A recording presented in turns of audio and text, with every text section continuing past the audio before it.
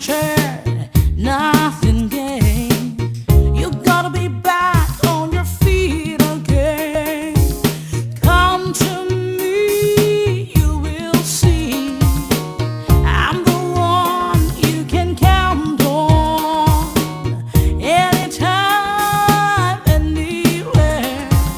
Have no fear, I will be. Mom, I'm ready. Mom, can I have the money now? I told you, I don't have money to give you. So, be a good boy and run along. Mom, I need this money, and if I don't get it, I'm not leaving this house. What is the matter with you?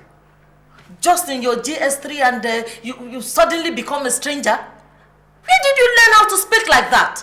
Mom, it's just that I have a mission in life, and I won't allow anything to stand in my way. Will you get out of my sight now? And let me warn you. If you don't rush out to school now, I'll mention all this to your father. Well. Since you have decided to bring father into this, I think it's time you got to know. Know about what? Well, I didn't intend to take it this far, but since you insist, I think it's time you got to know about Dawn. Who is Dawn? Didn't you hear me? I said, who is Dawn? I think father will be interested to know that you visit him every Wednesday. It will also interest him to know what you do behind closed doors with Dawn for 3 hours. What is the matter with you? What has come over you? Mom, it's you we should be talking about here. What are you doing with that swine? Larry, it's not like that. It's not what you think. Save the explanation for daddy. Now, where were we? We're talking about 2,500 naira. Can I have it?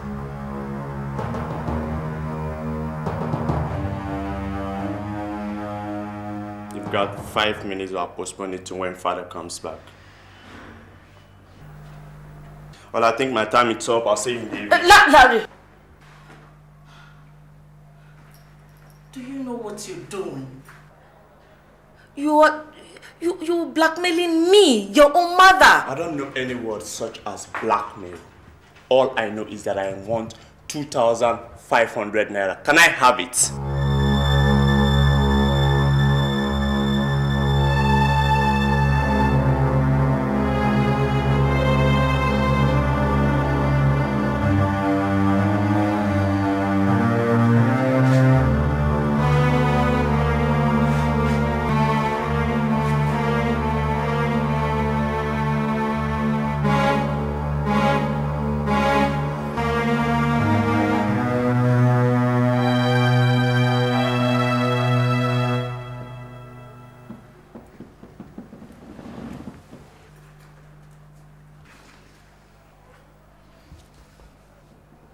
Here, take it. Thank you, Mom. Larry, I don't want you to ever mention that name, Dawn. Here, I need 2,500 naira only, not a kobo more. And use what I don't need.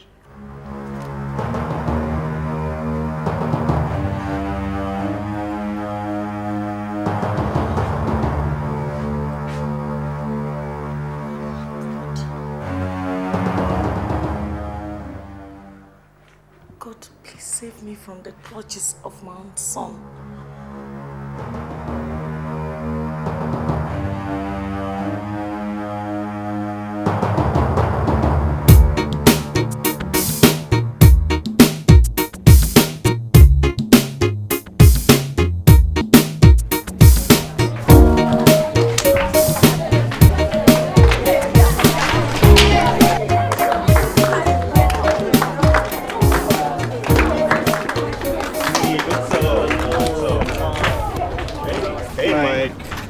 Looking like you swallowed the bee. I've got the money. Now, where's Linda? She didn't show up today. I only hope she hasn't done something funny. For your sake, I had better hope so. Now, hey, take this. How did you get this, Larry? Forget about how I got it. Go and get rid of the pregnancy first. Thanks. And Mike, Yes? you won't like me one bit if you get things messed up. And I think it's high time you got your pints buttoned up. Do I make myself clear? Now I'll see you.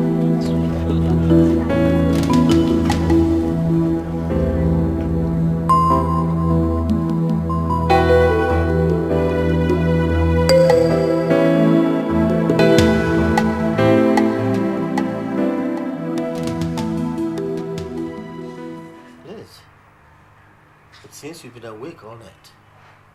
What's the matter?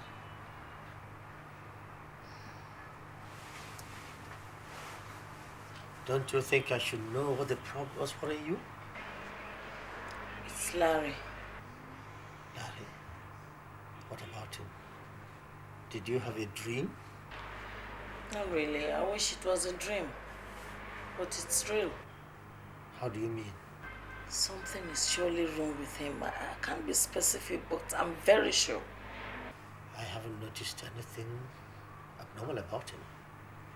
I would even say he's grown to be so smart and ambitious. That is the point. Ambitious. That word is driving him exceptionally far. Will you stop speaking in tongues and tell me what the exact problem is? I can't be really specific. It's just a feeling. When did this feeling start? Just yesterday. What happened? I think Larry is keeping bad company. Criminal one. He has changed. You still haven't said anything specific yet. Larry needs watching. I intend to keep watching him, and I want you to do the same. Okay. I've heard you. We'll keep an eye on him. And can we sleep? I have a meeting in the morning.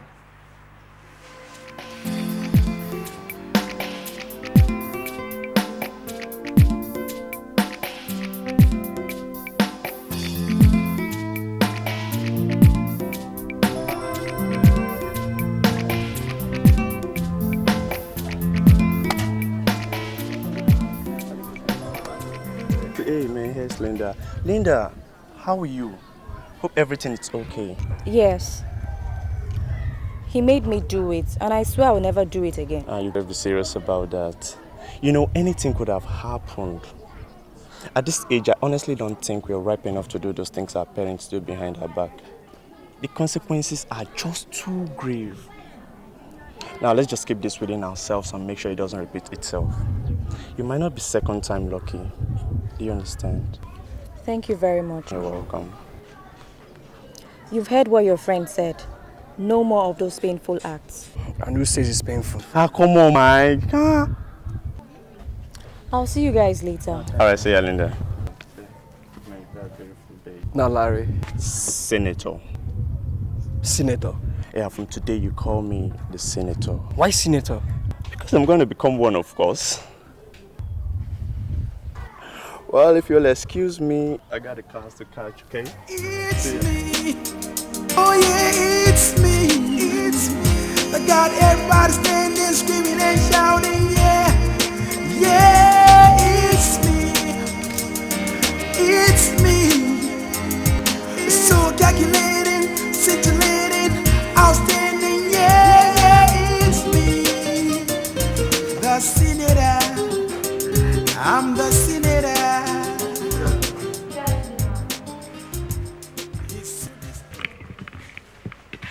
Yes. We are looking for the senator. Senator? Yes, ma'am. Sorry, wrong address. No, I don't think so. The senator we mean is her son, Larry. Larry Anuku. Larry. Yes, Oh, Mike, what a surprise. Linda, you're here too. Mom, these are my friends in school. I see. Mike, Linda, meet my mom. Pleased to meet you, ma'am. Pleasure to madam. We are senator's friends. Enough of this senator rubbish. I don't want you to ever call him by that name again, okay? But mommy, what's wrong in that? Is it wrong for someone to become a senator? No, but not until you become one. You must never be called that name again in this house. Do I make myself clear? Yes, ma'am. Good.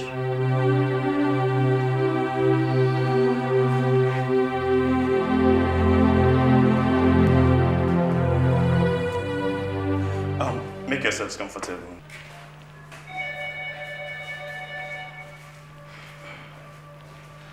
So, what else for you? I'm nothing. Sure? No. Okay.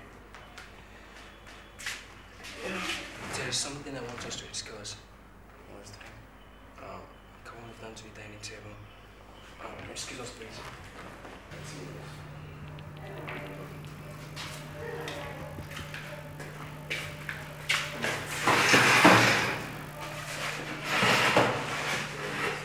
Senator, it's about my result. What about it?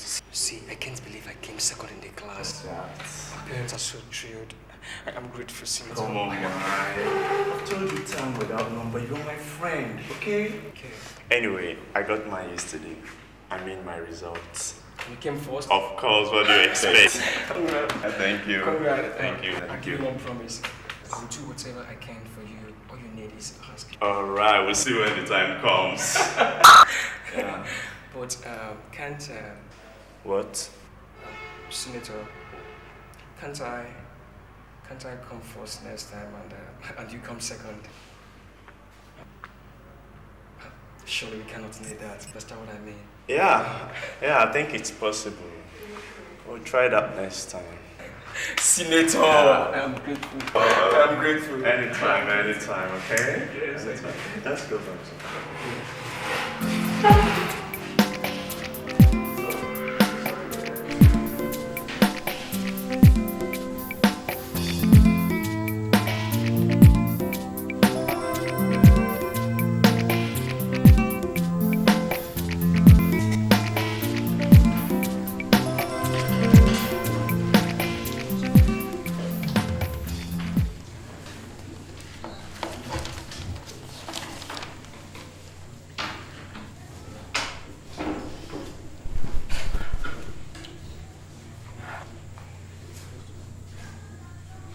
Now, Larry Anuku, I'm telling you for the last time, cover your answer sheet. Yes, sir. And you, Michael Kiro, Sir. Concentrate on your work. Yes, sir. You two are supposed to be the best student of this class.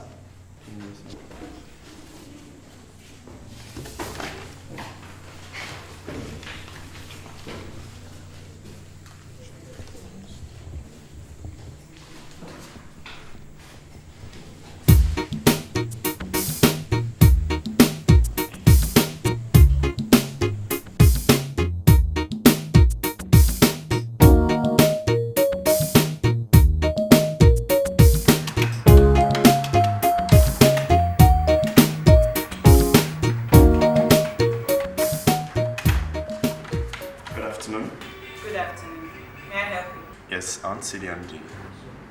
Any previous appointment? No. And does he know you? Of course, yes. He has known me since I was born. He's my father. Your father? Oh, please sit down. Thank you. What's your name? Larry. Larry. I'll tell him you're here. Please do.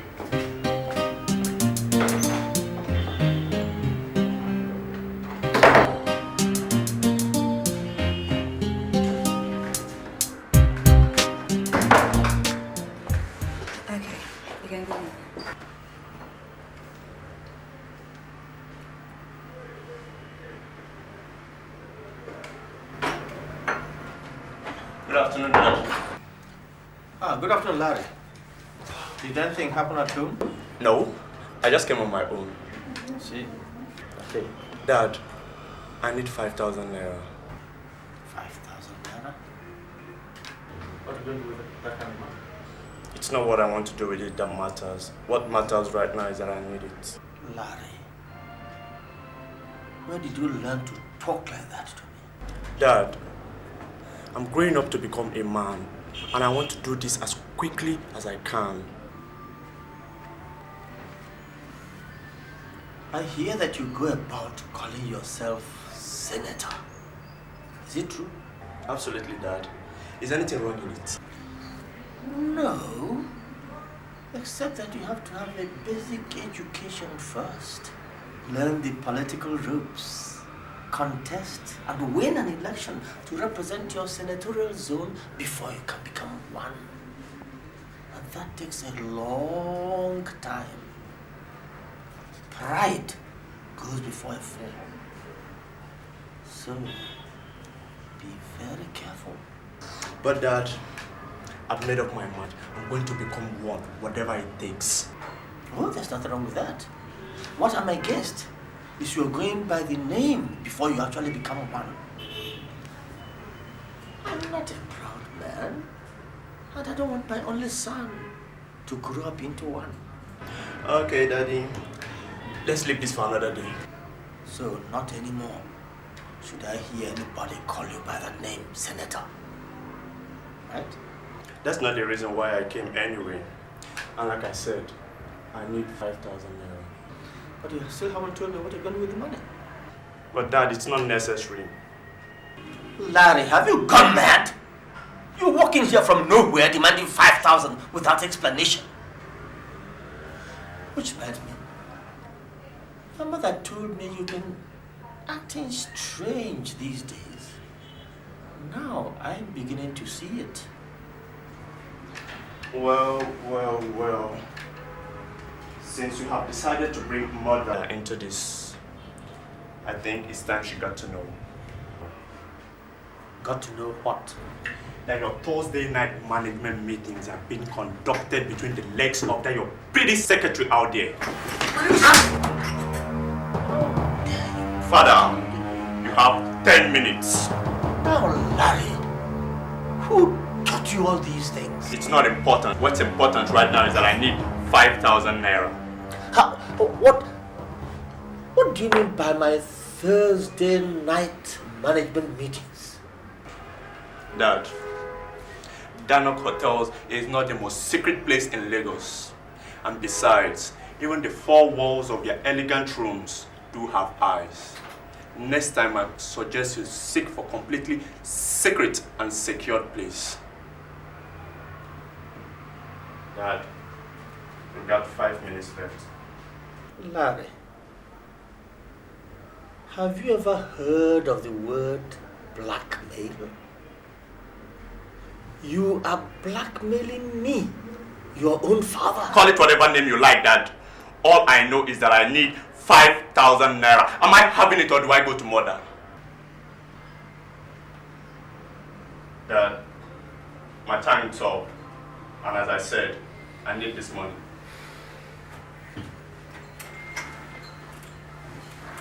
I know what I did. I know it was wrong. But it is morally wrong for you to obtain money by blackmail.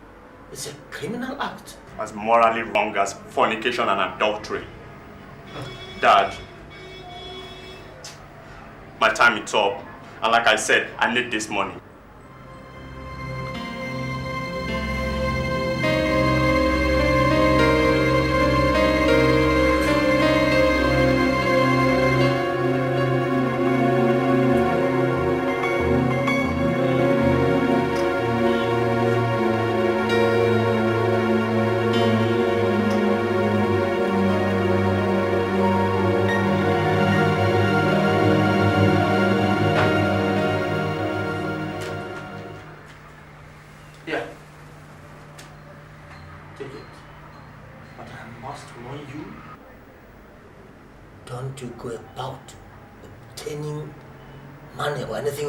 This method. Thank you, Dad. Thank you, sir. And Larry? Sir. Don't ever come in here blackmailing me. Just keep your acts clean and I won't.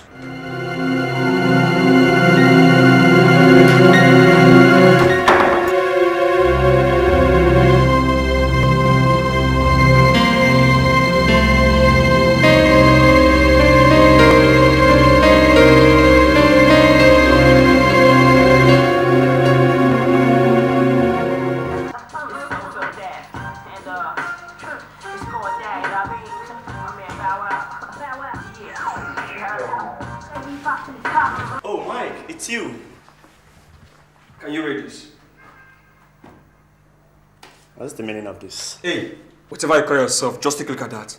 Now listen to me, you rat! Jesus is a rat.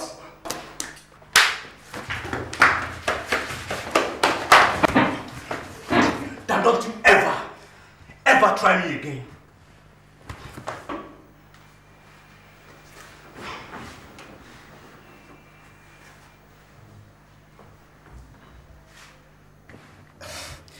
Now, Larry. I have warned you and I will hit you again if you ever call me by that name. I am Senator. Senator. Okay. Senator. That is my result. I failed. We all failed our exam. Why should you fail our exams? Why?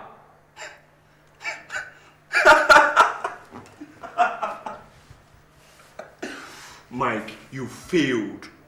Only you failed. You're a blockhead. How do you expect me to fail? I came first as usual. I don't believe it. I don't believe it. But you wrote the 2 papers. You better believe it, Mike. I wrote the 2 papers, yes. But I discovered you're a bloody ingrate. I decided to help you because you're my friend. And you had the guts to tell me to make you come first while I come second. That we should, according to your theory, alternate it. Yes, I said it. But you could have said it if it was not okay by you. I just said that in the language I think you understand better. You said you're my friend. Yes, I am, Mike. But certainly not a fool. Listen, Mike, there is no way I could place you before myself, okay? So that is why you make sure I failed. No. I only placed you in a position where you belong. Since you cannot make use of your own head, I will always lend you mine. But that will be certainly at my own discretion, okay? When I decide you fail, fail. Whatever position I decide, you take.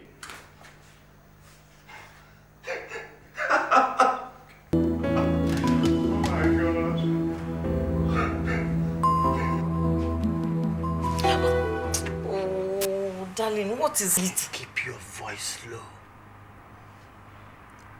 It's about Larry. What about him? I think you are right. I have noticed something sinister about that boy. I think he's developing a criminal mind.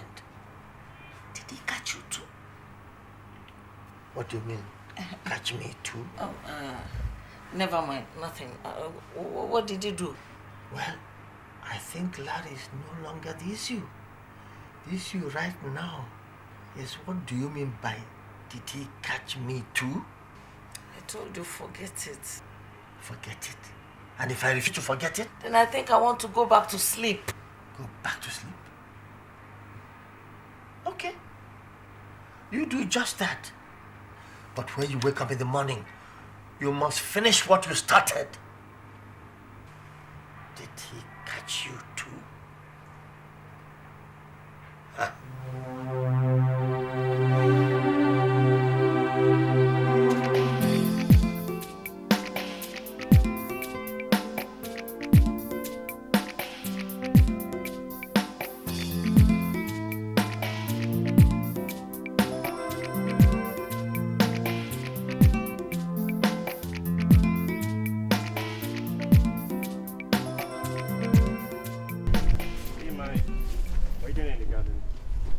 I've lost her. Lost who? Linda, of course. What do you mean lost her? Come on, you mean you're the only person who does not know she has been going at that good for nothing Piccolo? Well, that's impossible. When did this start? For about a month now. I've been noticing him making passes at her. But I always laugh it off, thinking she's infallible. But how wrong I was. How wrong I was. Look, Senator, for about a week now, they have been more or less like sugar and tea. I see. I see. Mike, you're my friend. And like I said before, anything, and I mean anything goes.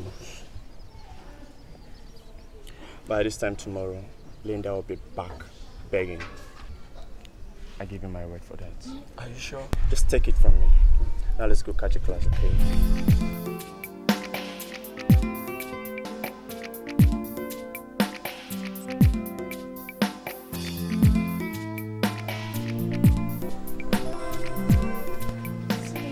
I've not seen you for some time. Have you been out of school? So it's true What is true? that you've been going out with Piccolo. If you must know, yes. I see. Don't get me wrong. I love him. What do you know about love? Enough to know that Mike is now history. And so will be Piccolo. Until then, I intend to enjoy every bit of it while it lasts. Linda, don't you think you're far too young to start changing men like panties? And too young too to be a slave to that scum called Mike. He treats me like a dog. But you never complained. At least you should have told me before jumping into the hands of Piccolo. I think it's my business who I'll move out with. At least I have the freedom to make a choice. I see. Now listen to me, Linda. You're leaving Piccolo or whatever he calls himself now. And I mean right now. I give it to tomorrow to go and apologize to Mike. And if I say no, Prophet Isaiah? Then the principal knows. Your mother knows. And your father too. Know about what? That you had an abortion last time. See, the doctor is my family doctor. And he still has your dossier intact. Larry, you can't do this to me. Well, it's done. And don't you ever, I mean ever, call me Larry again. Now do be sensible, Linda. You have just 24 hours.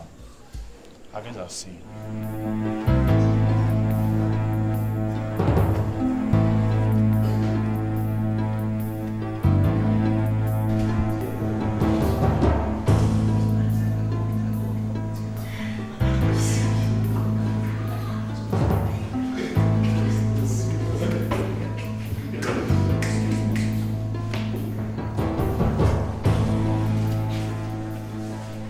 One you're taking me away. I hope there's no problem. Yes, it's Linda. Oh, come on. What about Linda? I guess you've had enough of her, isn't it? Who says? Hey, Senator, that girl is the most sweetest thing I've ever met. So I have no intention of laying her off. Pity you have to.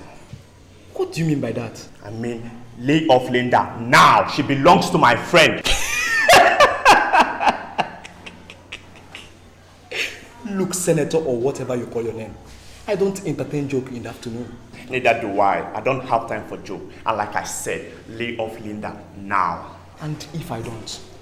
Well, let's just start by saying that we were both present when the principal announced that some hoodlums attacked the school bursar last week and made away with over 50,000 naira of school's money. And we both know that the police are investigating. And as usual, they will get to nowhere except somebody tells them where to look. So, what are you getting at? That we both know who the police should be looking out for. And stay off Linda now, or I'll tell them it's you.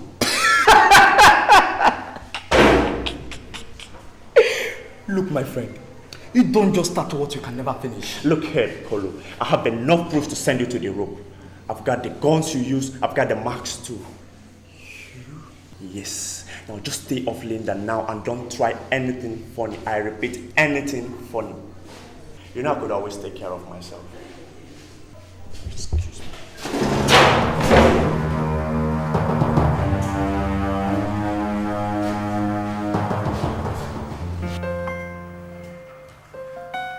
Oh, Mike. Senator, you did it. What? You're right. What are you talking about? See, Linda is back on her knees begging. Oh, I told you. I told you she'll be back. Bro, Senator, look, I am very proud of you, man. You've done it again. Well, check this out. Check this out. Check this out. What? Admission letter? You can say that again. University of Lagos, man. Mine came yesterday. Really? Yes. Where? Unilag, of course. Oh, come on, man. Boy, they gave me sociology, and of course your bros don't mind, you know, provided I go through the 4 walls of university. I'm telling you, man, it's a miracle. My parents couldn't even believe it. They gave me political science, a course I've always wanted. All the time. Come on, man, that's wonderful. Oh, bro. But, What is it? there's a problem over there. Yes? Man, how do I graduate?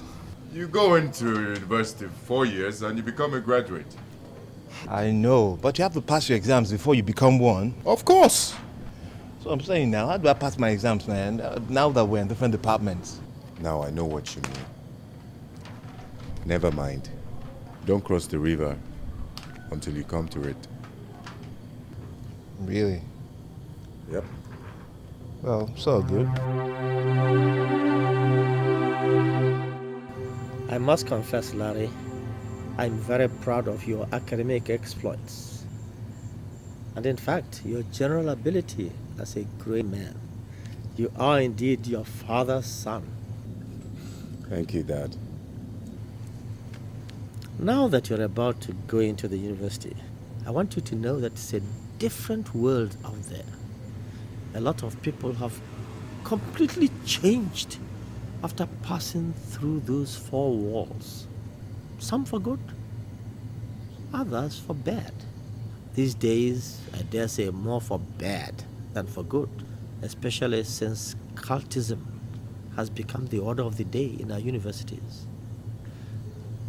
Now, Larry, something worries me about you. Ever since that day some years ago you walked into my office and demanded 5,000 naira, I have watched you closely, and I've come to observe that you will stop at nothing. You will go to any length to obtain whatever you desire. That is not an entirely pleasant thing. Son, necessity sure is the mother of invention, but at the same time, the father of crime. And that's what I'm worried about. You must know that the game of life is about winning some and losing some. You can't get everything. Blackmailing me, and I believe your mother also, because you wanted some quick cash, is the most nasty thing you've ever done. Dad, did Mom tell you I blackmailed her?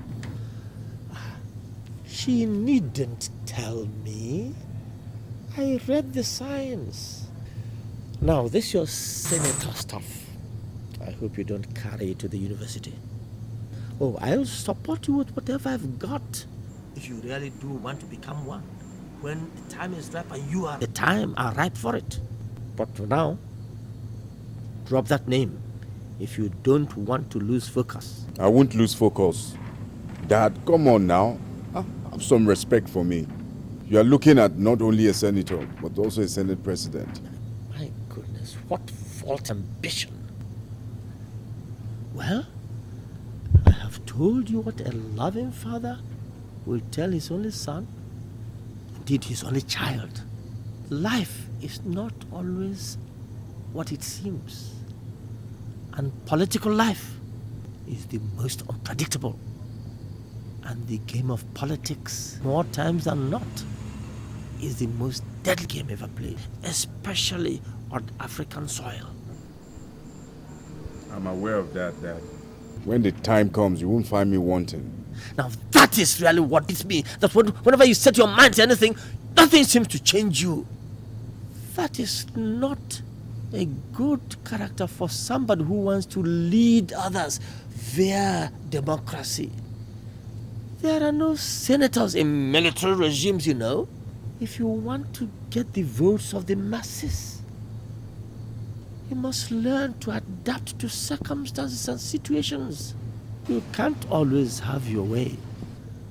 Sooner or later, you'll run into someone who won't shift ground because he has more aces.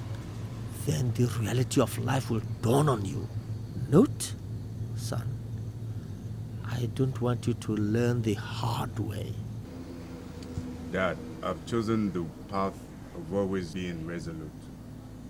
And I've always looked down on people who change decisions as a chameleon changes color. I don't intend to toe that line. Besides, I don't play games when I have no aces. Dad, maybe you haven't noticed or observed me. I'm a very careful person. Whenever I get to any river, I cross it. Those are rather strong words for a man your age. Anyway, I'll only repeat. Watch it and tread very carefully. I will, Dad. Now, Larry, as from man to another, tell me, what was it you blackmailed your mother about? Dad, you mean after 3 years you're still disturbed over nothing? Larry, come off it. I'm your father. There is something and you know it. I have worried for 3 years. Maybe this is the right time to stop worrying, so tell me, Larry. Dad, like I said, there is nothing to worry about.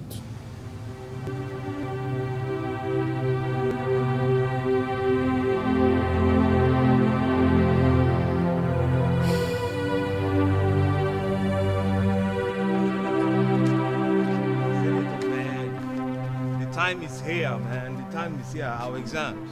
Our first semester exams. What do I do, man? You speak to Magnus. To who? Magnus, the best chap in your department.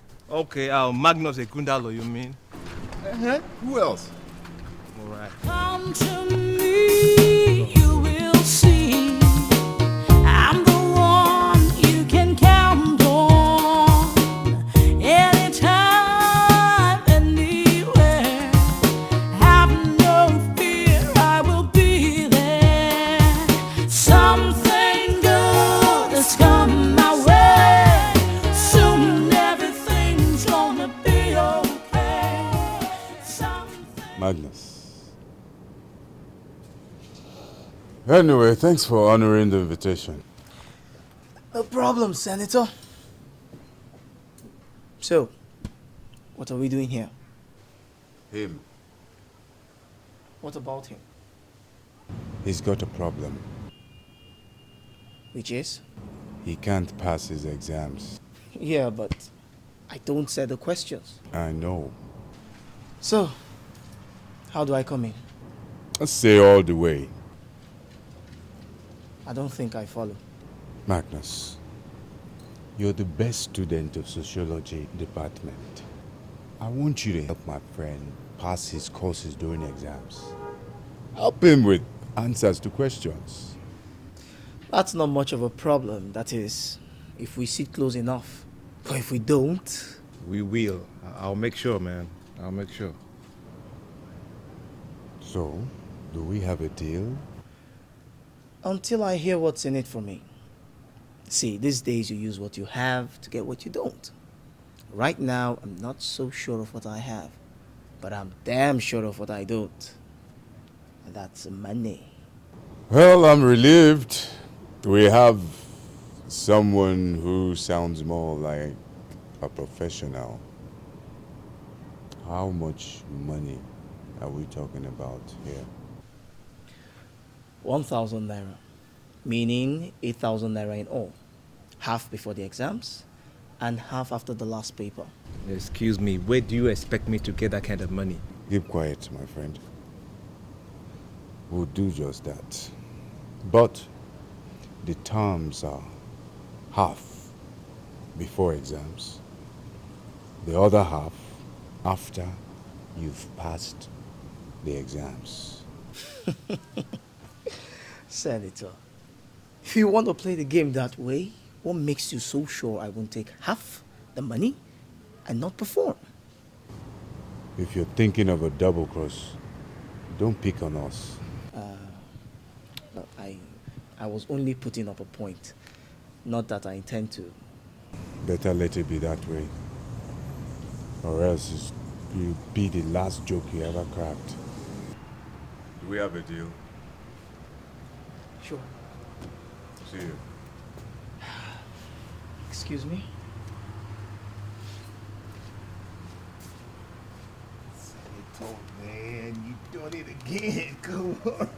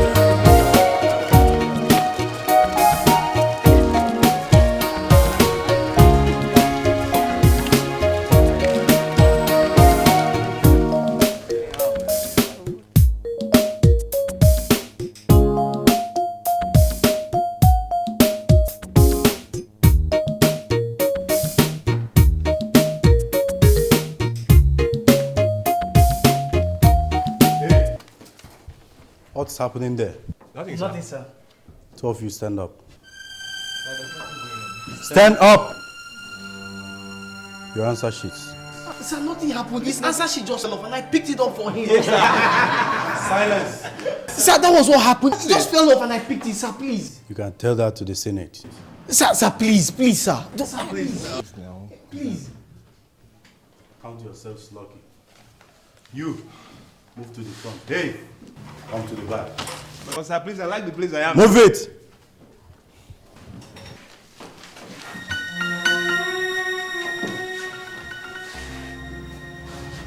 Count yourselves lucky that my wife just delivered twins this morning.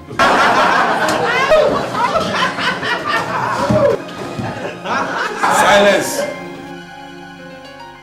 Senator, man. Senator, there's a problem. It's a problem. You know, like I told you now, we were caught well on the 6th paper. And the bastard had to separate us. Bang, the result is out. I've only passed the first 5 courses, and the remaining 3, I banged it. Tell me now, how am I going to pass the rest 3? Doing receipt. Yeah. I've been thinking. Ever since that episode, the more I looked at it, the more I became certain that we're headed for a hard option. Which is? Leave everything to me.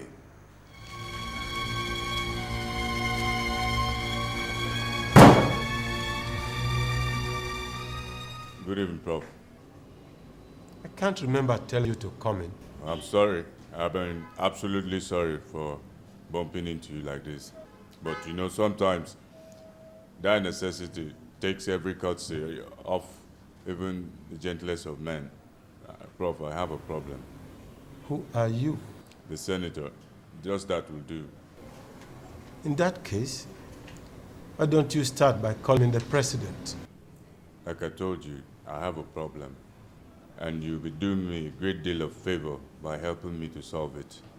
I know you don't usually grant such favors, but before we discuss that in details, I want you to take a look at this.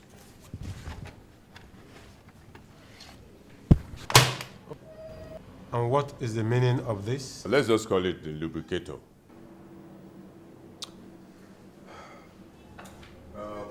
Prof, it will be to your absolute interest if you restrict the visuals of that tape for your eyes only. I'll be here tomorrow. Good day, sir.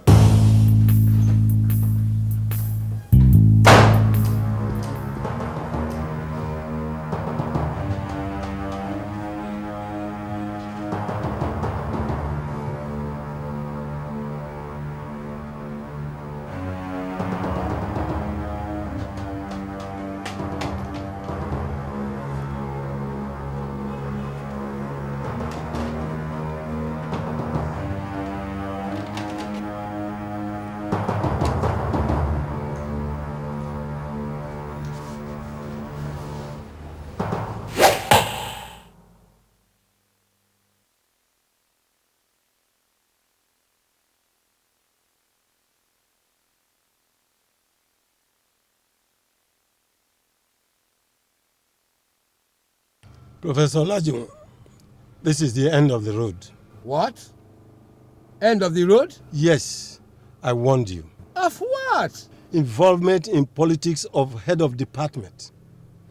I told you this is all I lived for throughout my life. I begged you to stay away. You refused and stood your ground. I went to Ijebode to consult a native doctor because of you. His charms did not have effect on you. I hope this will have the desired effect. You don't have to get to this length, Professor Adigun. This is barbaric. Shall we throw academic prowess to the dogs? You can have the seat. Become the head of the department if you are this desperate. Too late. Besides, you'll still be a pain in the ass.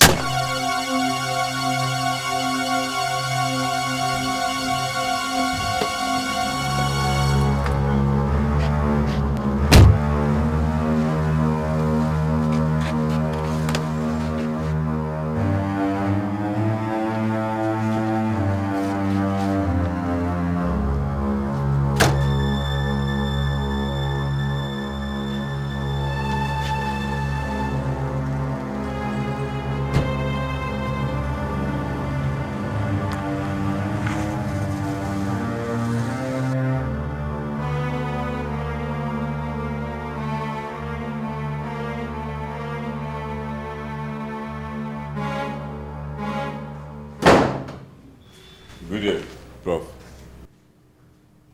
Expecting me? Have I any choice? Do sit down. Before I do that, I want to show you something. I want you to take a look at that window.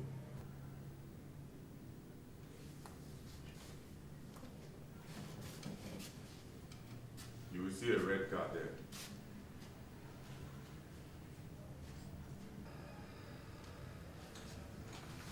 What about the car?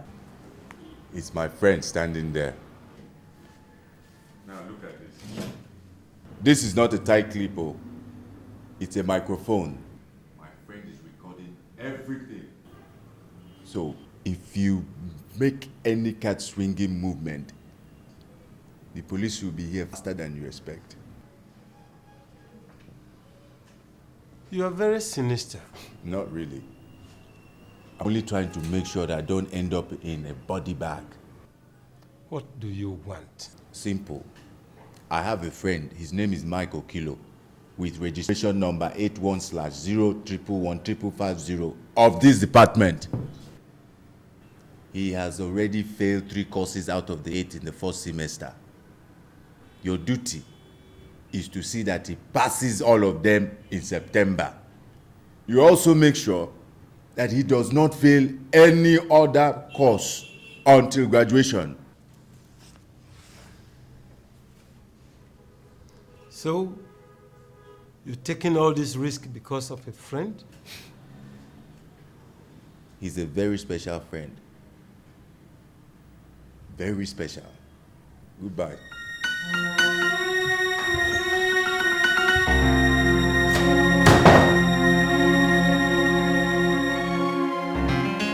Senator, man. Senator, there's a problem. Have you ever been without problems? It seems I've been born with problems. What is it this time? And it's Rose. And what about her? She's going out with the leader of one of these court gangs. Which one? Black Belt. So what's the problem? I've been giving death threats to quit her. Death threats? I'm telling you.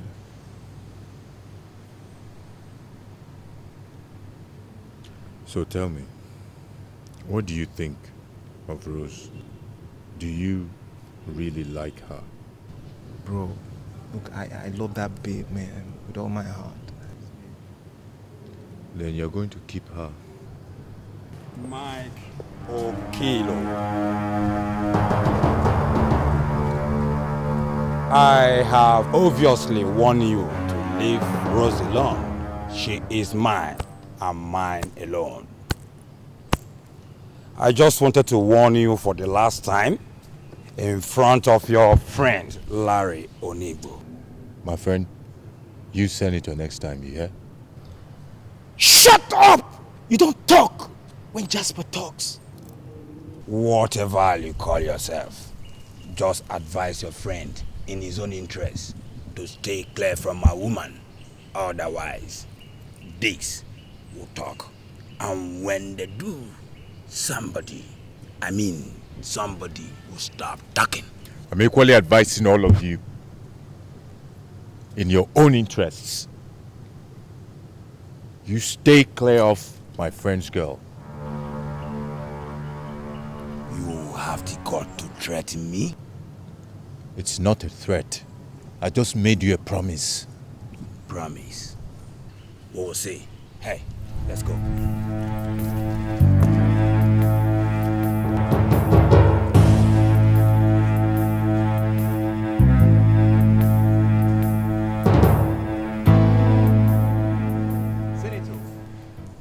Do you think that was the right move to make? Relax, my friend. It's better for a man to die fighting than to die in his sleep. Right now we have a war, and the best form of defense is to attack. Mike, we're going to acquire guns. What? Oh, yes. Rose, I really do love you. But tell me, what is this thing you're doing with that animal called Jasper? Nothing, Mike. What do you mean nothing? He's forcing his way through me. How do you mean? He's a member of the Black Belt and has threatened to bathe me in acid if I refused him. Acid? Yes. Mike, why don't we break it up? That would be for my dead body. How could you be saying that? Mike, please. It's not worth it. I mean, nothing is worth being bathed in acid. Come on, Rose, drop it. Drop it. How could you be saying that? The day a man cannot fight his own battle, then he doesn't deserve to be called one. Mike, these people are dangerous and inhuman. Please, for my sake, stay clear. Rose, Please. you are joking. I'm telling you, you are joking. How could you be saying that?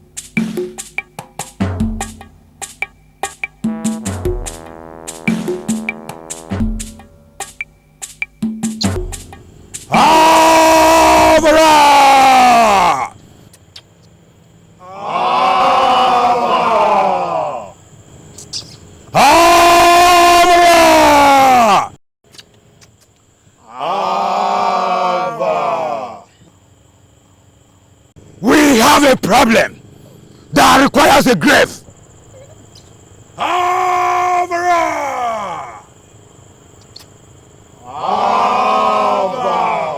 His name is Michael Kilo. He deserves to die.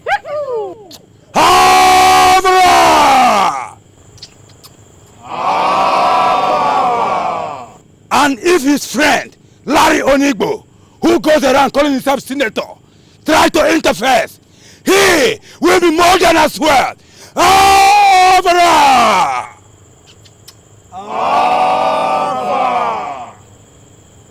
When will this be done? Before the next nightfall.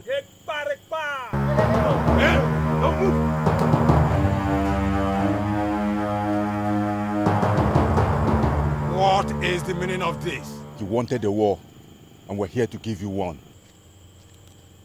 Do you know you are invading the privacy of the Black Belt? Black belt my ass. Imagine. Undertaker. Yes, boss. Get rid of these two.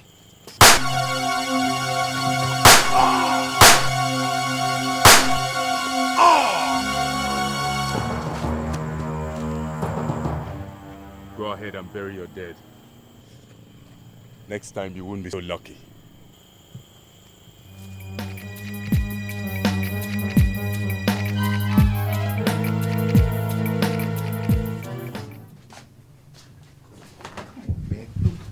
Larry, I can't believe this. I can't believe this. Senator, Mike. Senator. Cut this senator crap out, man. For Christ's sake, what are you? Stone? Eh? We just killed. Murdered 4 students. 4 students, man. 4 young men with future like us. We kill them. And you stay as calm as cucumber. Oh, come on, man. That's it for me. I am quitting because I cannot stay here and the police will come calling. Hey, don't mess up your future. Fuck future, fuck the damn university, and fuck you! Look, it's all over for me. I've always suspected it. Now I'm sure. You're a mean bastard. Listen to me. I understand how you feel, but you must calm down. Huh? Do you have feelings for those fools? Feelings are not meant for animals and misfits. Listen. Didn't you hear them down there? They were discussing about graves. Mike, our own graves. I mean, you think I've gotten this far only to end up in a grave? Let me tell you now, no one stands in my way. Besides, if you had kept your lust in check and your fly buttoned up, you wouldn't have gotten in a mess with the black belts. Sure, I know you were trying to protect me, but I never wanted them killed. But you didn't object either. Okay, it's okay, it's all right. I'm sorry. So what do we do now? Better. We do nothing. What do you mean do nothing? They will squeal. They won't. If they do, they will get into more trouble than us. Mike, pull yourself together now. The deed is done. There's no going back. Huh? You see, this world is full of people, the tough and the weak. And if you want to get anywhere in this life, you must talk tough and you must also act tough. If we hadn't acted the way we did, we would have been dead by now. Better they than us. And from now, know it that we have arrived. There's no going back. Arrived where? Arrived in the elitist class of this country. To get high enough in this life, you must be prepared to kill or be killed. People with your kind of attitude end up getting killed. Now, we don't want that, do we?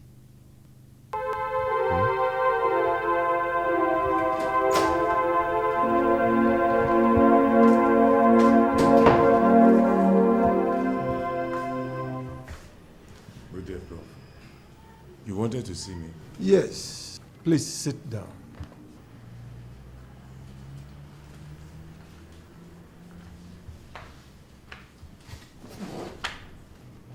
It's about your friend, Mike Okilo. What about him? Prof, it's only one more year left now. I mean, after that we'll forget all about him. Exactly. But you see, it's just that one lecturer is refusing to play ball.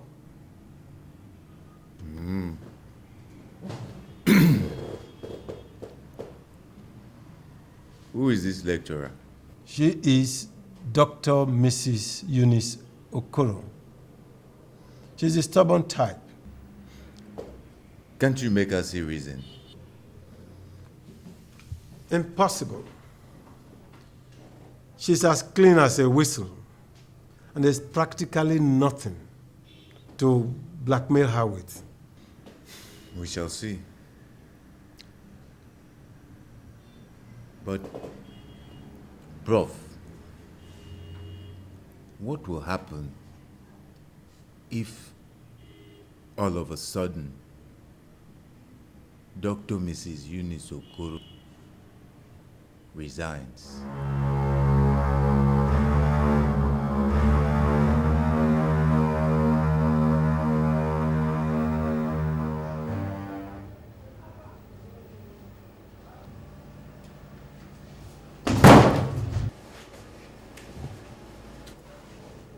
How rude of you to bump into my office like that! Absolutely sorry, madam. See, I'm in desperate waters. And apologize for lack of manners there. So, what brings you to my office? You are not in this department, are you? No, madam. Count yourself lucky then. So, what can I do for you? Doc, I want you to watch this. What for? Let's say we'll talk after you've watched it. Not interested. Madam, that would be too bad though, because your husband won't be too happy about it. Did you say my husband? Yes.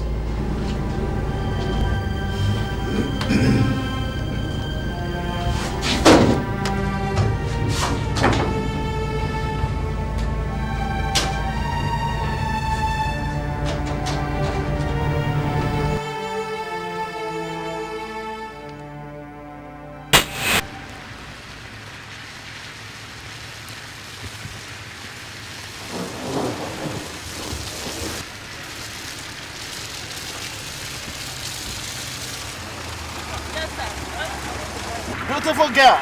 How much be your orange? It's 30 naira, sir. 30 naira? Yes, sir. Okay. I would like to buy the whole oranges. Okay, sir. Okay, follow me. Okay, sir.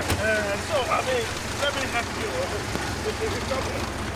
You see, these oranges, they look too good enough to lick. Thank you. I'm going to do justice to both of them, okay? Put the orange inside.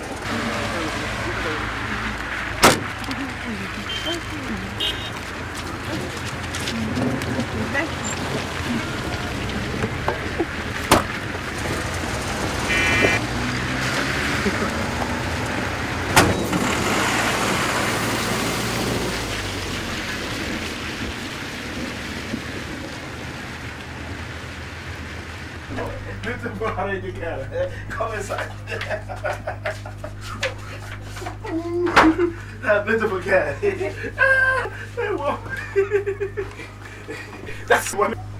That's the money for your orange. Thank you, sir. Thank you. Go take them.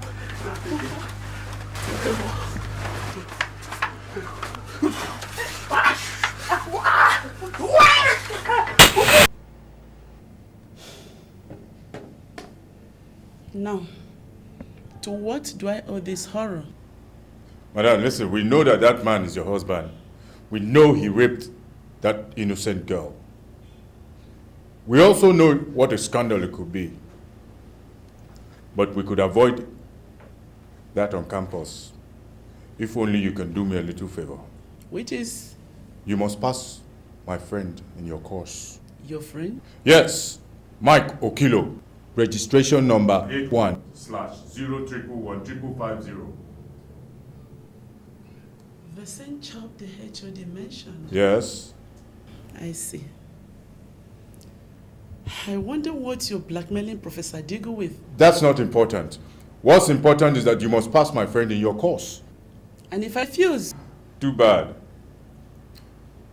You wouldn't want me to spell out the consequences, would you? Didn't it cross your little brain that I might be interested to get rid of my husband? I know you don't intend to do that. Then, you did not do your homework very well. What do I call you? The senator. Funny. Well, whatever you call yourself. I have been wanting to divorce my husband for the past 10 years now. But the scam does not want to lose my influence. He decided to hang on, despite not having seen my life for a good 12 years now. I don't believe it. You won't. Because you left the most elementary part of blackmail, knowing what your subject will not want to do, before letting in the screws. You see, I don't really give a damn if my husband screws a ship or takes a dog to bed. All I want is a strong evidence to divorce him. And you, my dear Senator, have provided me with one.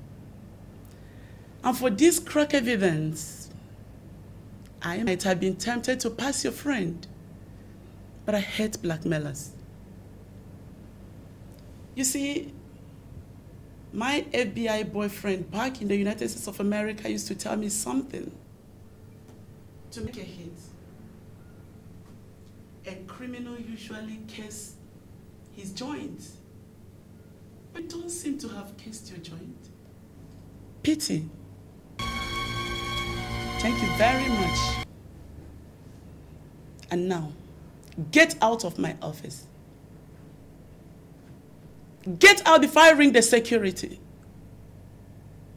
You can't always have your way. Sooner or later, you'll run into someone who won't shift ground because he has more aces. Then the reality of life will dawn on you. You won't see me leave. You want me to close my eyes? Not really.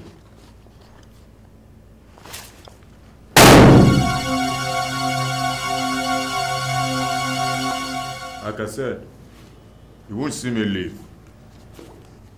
Go and divorce your husband in hell.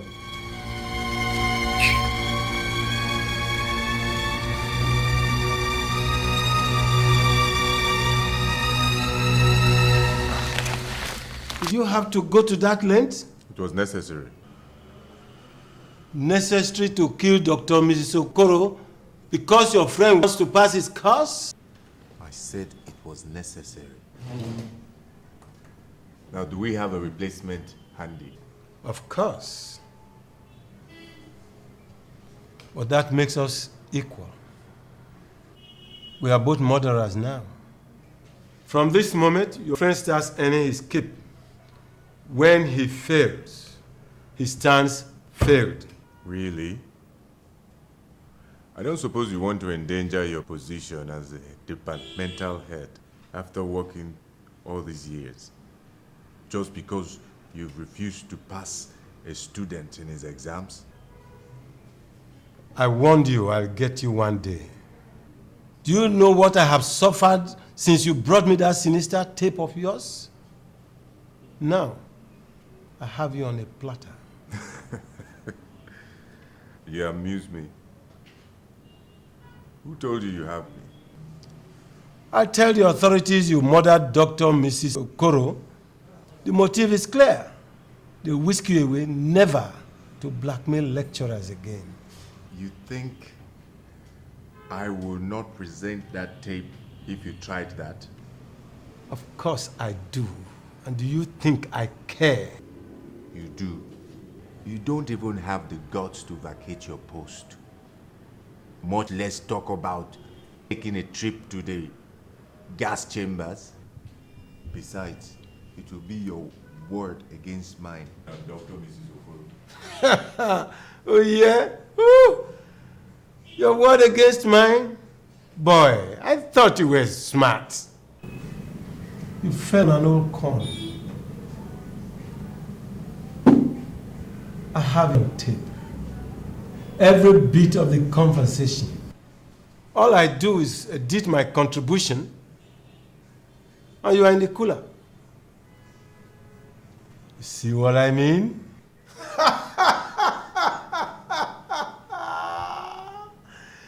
No more blackmail for you, as far as I'm concerned.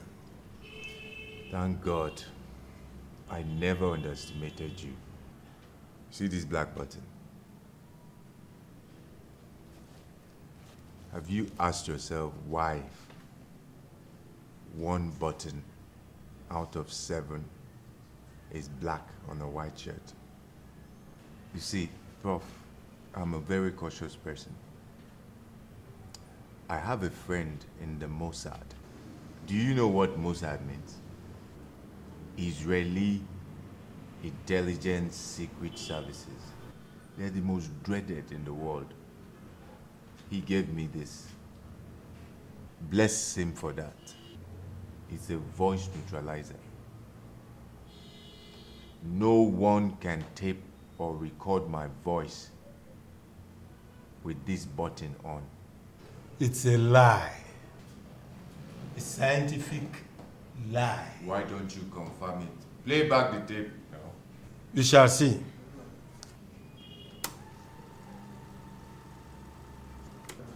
Did you have to go to that length? Necessary to kill Dr. Mrs. Okoro because your friend wants to pass his course? Of course. But that makes us equal. We are both murderers now. From this moment, your friend starts earning his keep. When he fails, he stands failed. I told you, you see, the Mossad are very thoughtful people, and I am lucky to have one of them as a friend. Professor Adegoke Abimbola Adigun.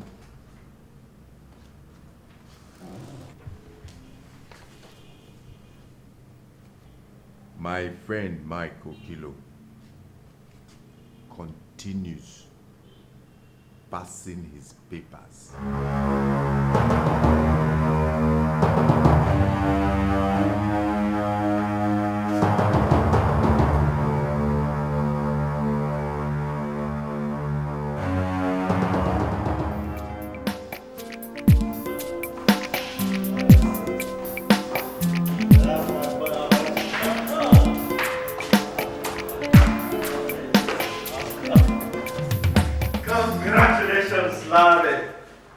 really made me proud. You got a first-class honors degree in political science. That's wonderful. That's my son. Look, I can hardly believe it. Now, you've got to get a job. I have a few friends here and there who will be willing to package something for you. As what, Dad? Oh, as personal assistant, personal secretary, special assistant, something respectable. But what's more important, something that pays good money. I don't want good money.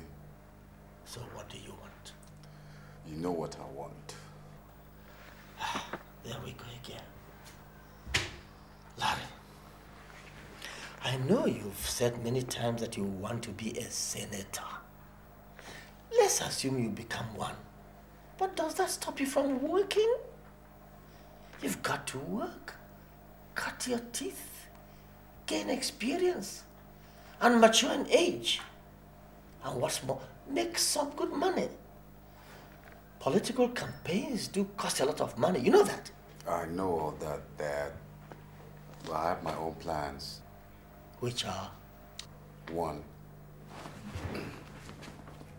I don't want to work with a first degree. I want to do my master's immediately. That's the reason why I'm skipping youth service. More so, I will go for a doctorate degree thereafter. The Nigeria of the future will not accept half-baked academics as their leaders. I see. Well, I'll support you for the master's program, but let's take one thing at a time. When do you intend to begin this master's program? Immediately, Dad. In fact, my department offered me automatic admission. Okay. Okay.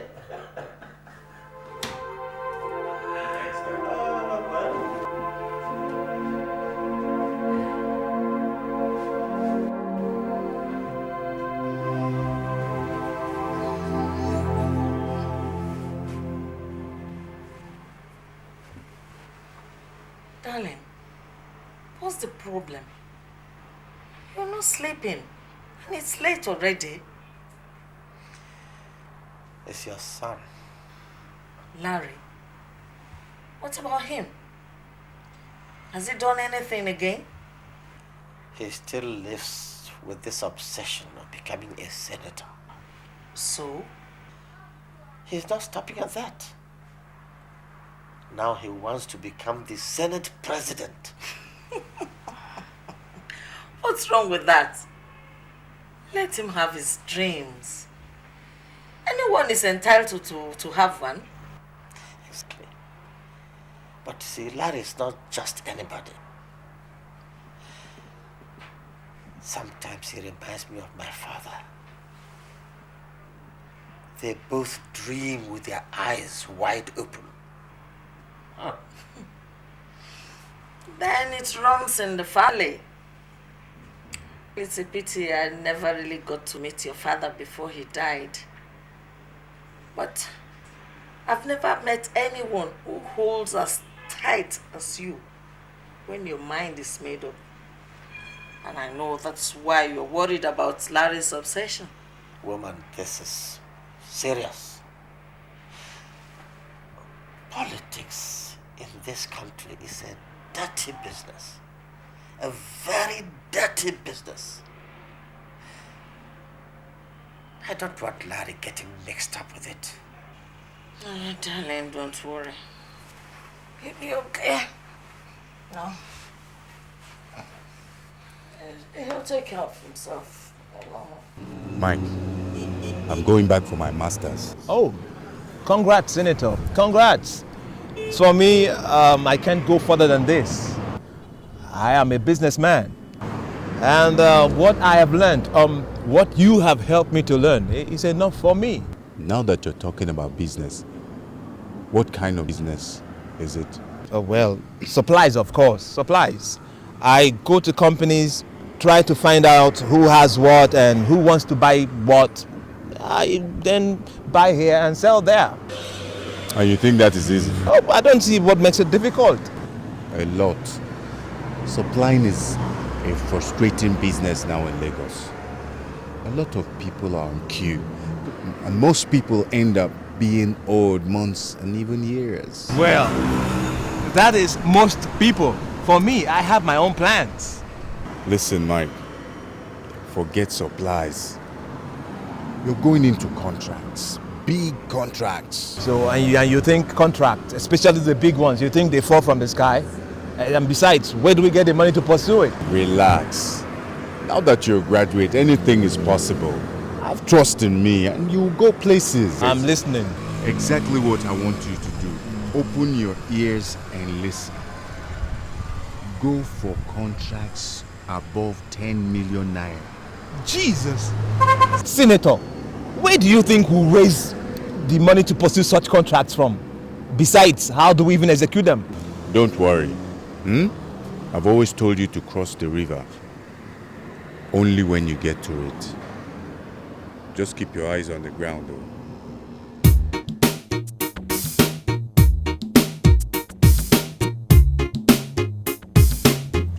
Well, let's go into my room. No, I'm sorry, please. I'm in a hurry. I need to rush back. I just came to tell you that NEPA is awarding a construction contract worth 50 mil. Go on. That's why I came. He said I should let you know. I see. I don't think you see. Julius Berger will get it. No, they won't. Who says? I do.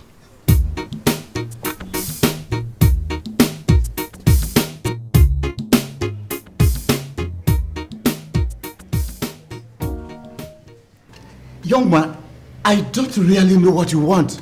You shouldn't have even entered there in the first place. But now that you have entered, I'm giving you only 2 minutes. Alaji, let's not be hostile. I'm here because I need a favor. But I understand the stakes are so high that you cannot grant me that. Perhaps I can sit down. No problem, by all means be seated. But you have only 1 minute left. Alaji.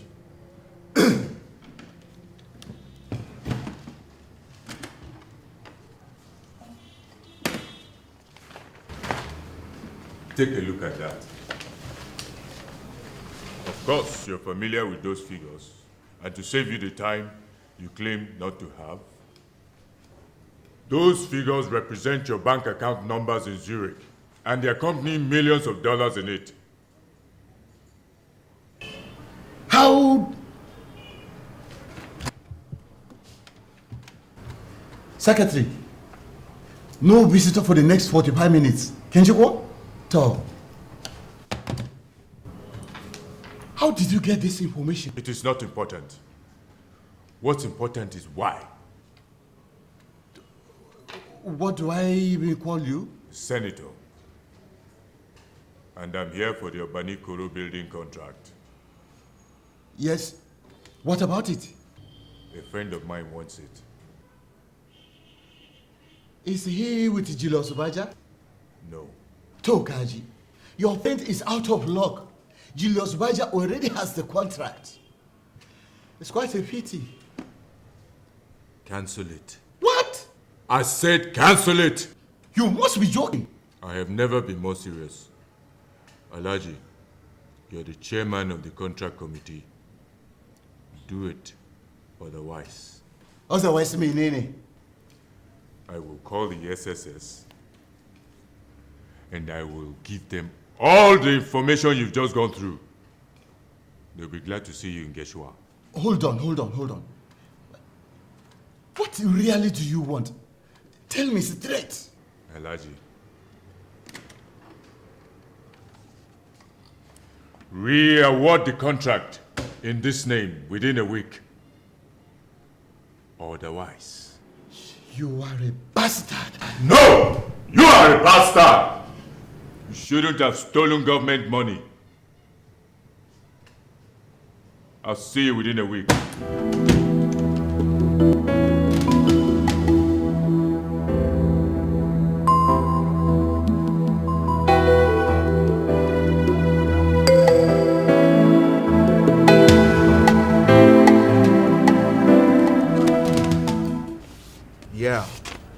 contract papers. Senator, I still can't believe it. How did you do it? Never mind. And, Senator, we may still have another hurdle. You know, these days they don't pay mobilization fees anymore. So where do we get the money to execute the project? And besides that, man, I don't even have idea about construction. Employ people who do. As for where to get the money, there's only one place. Which is? Leave that to me, Mike. Come back here in 5 days' time. Okay.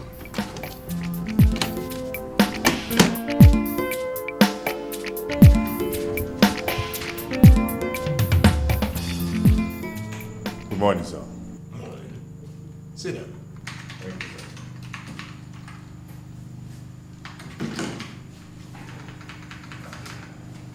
I understand you want a loan. Yes, sir. So, can we have the details? Yes, I need 30 million naira, sir. My friend and I have a contract to execute. As you know, they don't give mobilization fees these days. And that's why we're here. We want you to give us a loan. What type of contracts and by which company? It's construction, sir. And our client is NEPA. I see. Our bank will be happy to assist you. I will ring the loan facility department to furnish you with modalities and conditions for granting such loans. Mr. Senator, sir.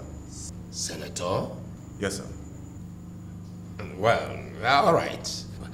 I will pass on to Mr. Deming. No, that would not be necessary, sir. Why? Sir,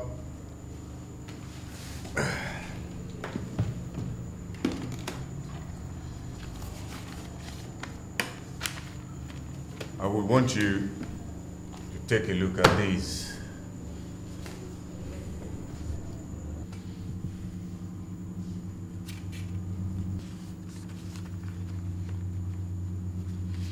What's all this? You see, I'm a busy man. Say whatever you're up to. Exactly. Those are printouts of names of students of University of Toronto from 1985 to 1989. Are you aware this bank employed you based partly on your certificate and partly on your smart move marrying the governor's daughter? Now, how would your public image look like if the people get to know that you never went to Toronto, let alone her university? Please, don't do that to me. I won't. It's just that I have pressing problems. Name it. I have already done that. But I have no collateral. That's impossible. Oh, come on, manager. Don't break my heart now. Let's try to be helpful to one another. You do me a favor, I reciprocate. So, facilitate the loan in time in the name of Tim Carl's Ventures. 1 week, I'll be here to collect the money. Have a good day, sir.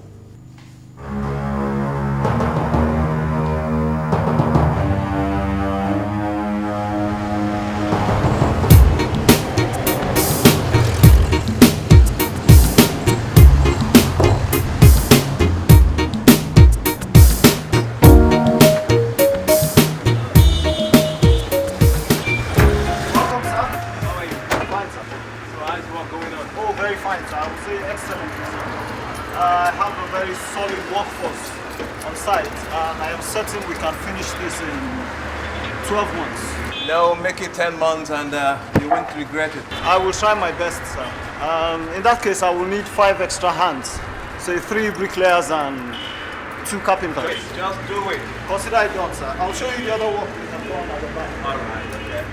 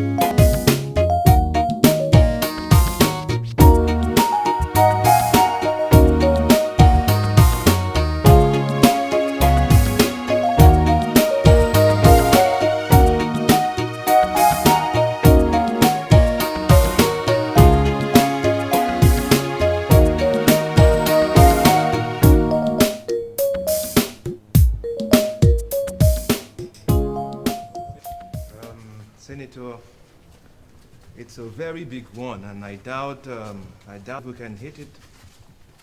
How big is it? 500 mil road construction. Well, that's way up our alley. You mean we go for it? Why not? Well, which office of NNPC exactly is in charge? Eric Moore. Yeah. Leave everything to me. How's Abanikoro coming up? Yeah, Abanikoro is doing well. Why don't we even visit that tomorrow or straight away? No, Mike. My exams are here. We'll go there in a week's time after my papers.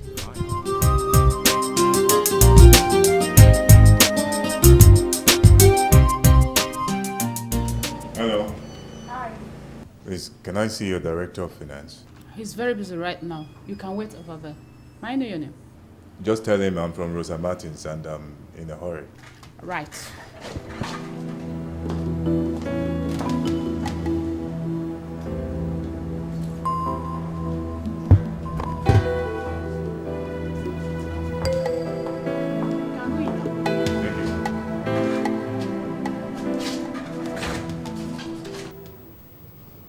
Yes.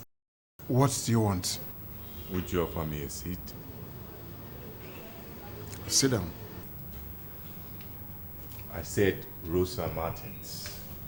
Yes. Do I know her? Knew her should be more appropriate. What are you talking about?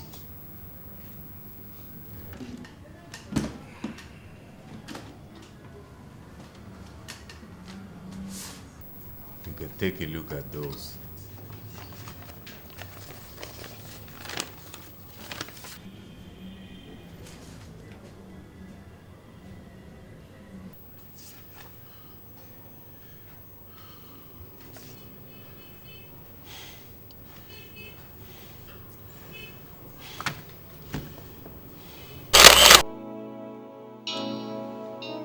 She wanted to blackmail me. She was a setup. She wanted to go to my wife if I didn't give her $500,000. I don't have that kind of money.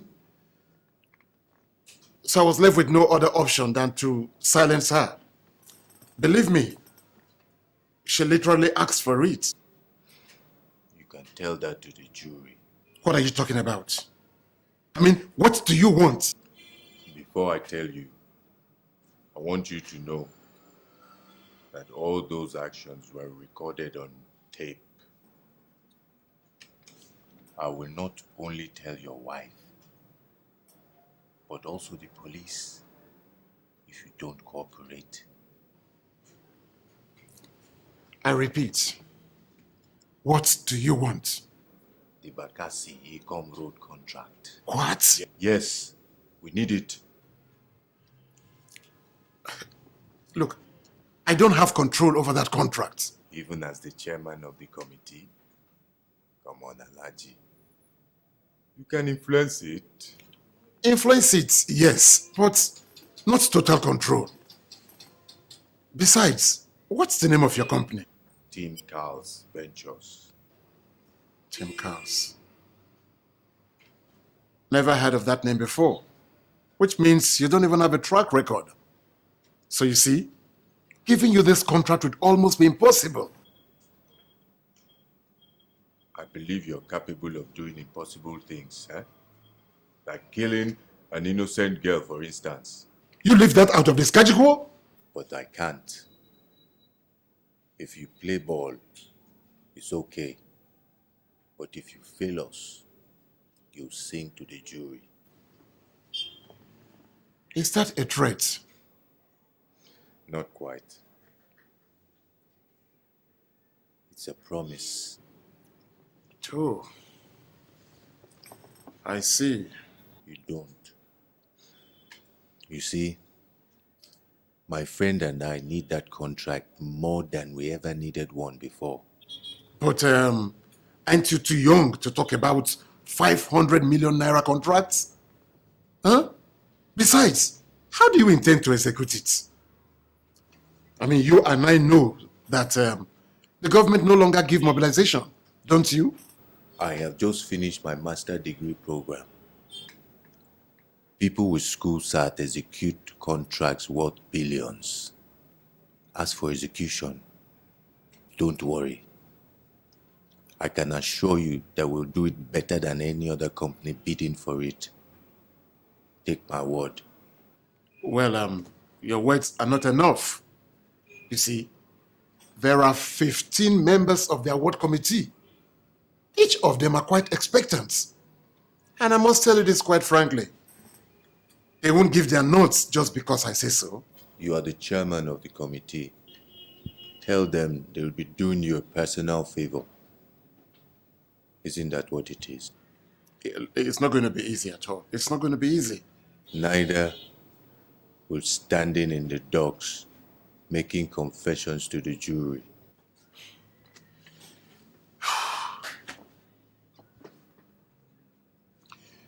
Okay.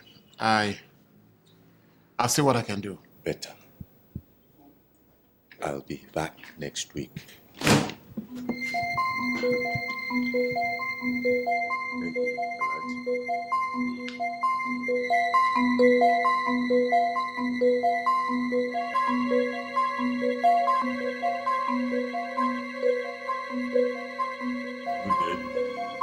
Good day.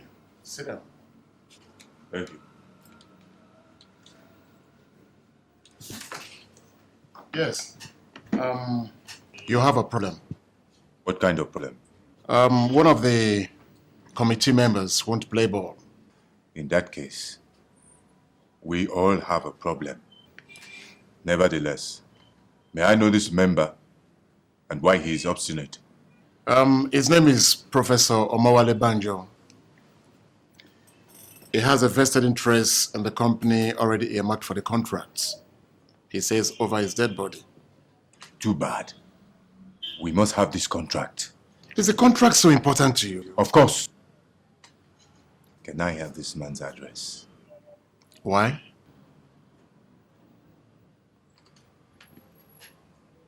You can guess, can't you?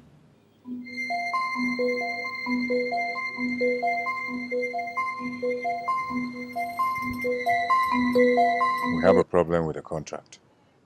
I know, of course. I know we will. This is the big senator. That's why we're playing it. We've come of age. So what's the problem? A member of the committee is proving stubborn. He says over his dead body. Really? I wonder why he should wish himself that. What do you mean? Guess.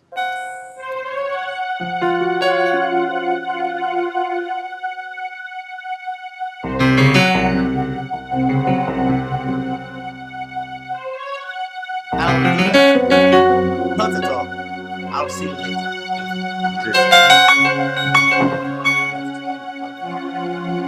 Please be seated. Thank you, sir. Yes.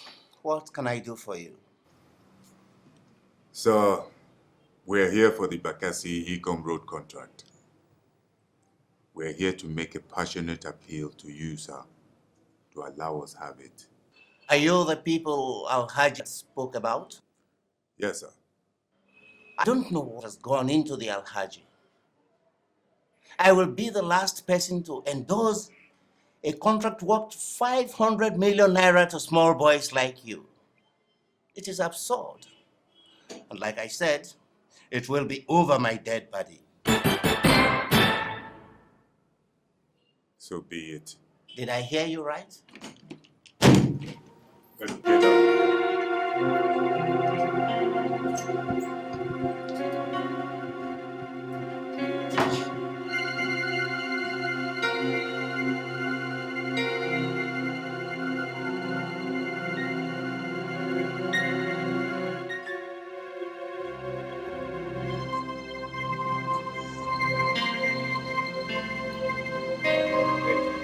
What a pity. Such a foolish man. Well, I tried to make him see reason. What do you expect? Some people feel they own this country. Too bad. Let's go.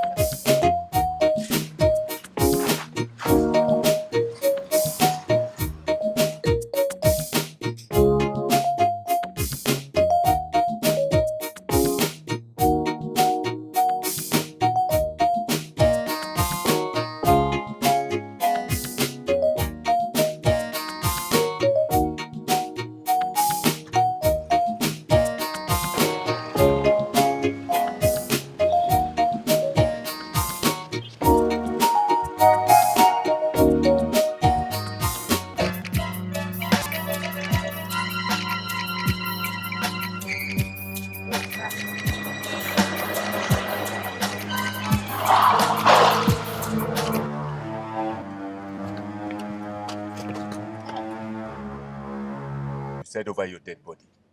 So be it. Oh no, we So can negotiate. Too late. We offered you a chance to leave, but you ignored it. So long.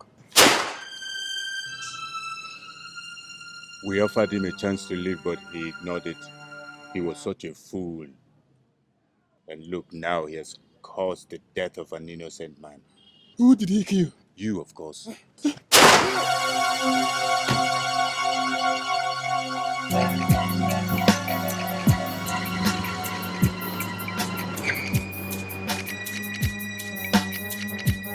May their souls rest in perfect peace. There you go again. Mike, let me tell you something. Feelings are not meant for animals or misfits. That man had all the chance to live. What about the driver? It's unfortunate. He should blame his fate for landing him with a man who was destined to die prematurely by the gun. Sometimes I think I am a big mistake. Pull over. Teaming up with you. Pull over. Now what? Mike, now listen. This country is like the world we live in. The weak get trampled upon by the brave. I have chosen to be brave. And it's too late for anyone to try and attempt to stop me now. Just one man of a 15-member committee does not stop people who want to enjoy this society. I intend to be one of them. That was what you said way back on campus, and we ended up killing 4 students. Mike, for the last time, fall out if you feel so. You know it's impossible. We've come a very long way. Then listen. If you choose to be brave, then let the issue of murder not scare you. These men who make it kill on daily basis. Some even go as far as killing their own parents. Now who is Professor Oyewole Banjo to try to stop us from a 500 million naira contract? Eh? You're an asshole, man. Thank you. Let's go.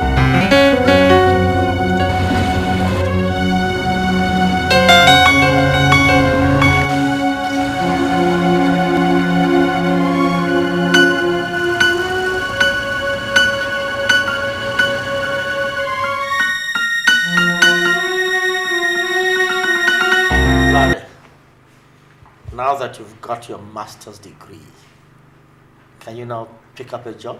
For what? Larry, please, my son, take it easy. You have to make a living. Your father cannot continue to support you forever. You know that. Mom, I'm already fending for myself. Can't you see that? Even you, Dad. That's the problem. What exactly do you do fending for yourself, as you claim? Dad, I'm in partnership with Mike. We've been executing contracts here and there. Executing contracts? I hope they are not killing contracts. Come off it, Dad. Senators do not kill, and I don't intend to be an exception. So, what kinds of contracts have you been executing? Construction, etc., etc. Construction. Now, none of you did any courses related to building or engineering. How come you're into construction? Dad, you don't have to be a civil engineer to win contracts. This is Nigeria. I thought you said you wanted to be a senator. How does this tally with business and construction? Dad, you said that campaigns cost money. All I want to do is to make sure that I don't borrow when it comes to that time. How much do you think you can amass to be sufficient? Well, Dad, I think you have unfairly underrated me for too long now. The first contract executed was the next under construction is the NNPC road project, Bakassi Ecom, worth 500 million naira. No, Harry, you can't be serious. You mean you've been having a romance with such sums of money? And we still live like this? Woman? Dad, relax now. Relax. There's time for everything. Right now I'm building up the capital for my campaigns. And I want to become Senate President. I've also been offered PhD at the Eastern University. And I intend to start straight away. PhD? Woman, did you hear that? Well, I believe we just have to give him our blessing. My son, be very careful in whatever you do. And always have the fear of the Lord. Remember where you're coming from.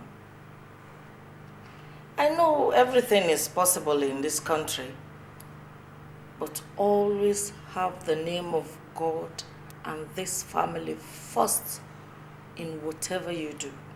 And if it is about now being buried in accordance with Muslim tradition. Meanwhile, the Chief of Army Staff is holding brief as the Supreme Military Council and our meeting named Raiders to battle rubbish. Well, God has finally answered the prayers of our people. Imagine that devil wanting to succeed himself as the next civilian president. Woman, I've always told you to desist from jumping to hasty conclusions. You never know what we're going to have next. Besides, that's the end of this transition timetable. A new one now will be started, and who knows how long it will take. Your son's dream about becoming a senator may never be actualized in his lifetime. Look, darling, I don't bet on that. This Hello? Man, where are you calling from? Oh, like that. Can you beat that? I'm telling you. No. We have been paid. The check just cleared 2 days ago. We are quite lucky, man. Honestly. Is that? What do you mean, wind up? Okay, you mean the election? Oh, that's all right. Look. Are you sure the Chief of Army Staff will hand over so quickly? Well, Let's hope so. Let's hope so. So how is life generally? It's all good, bro. It's all good. It's all right. Till then now. Okay. Bye.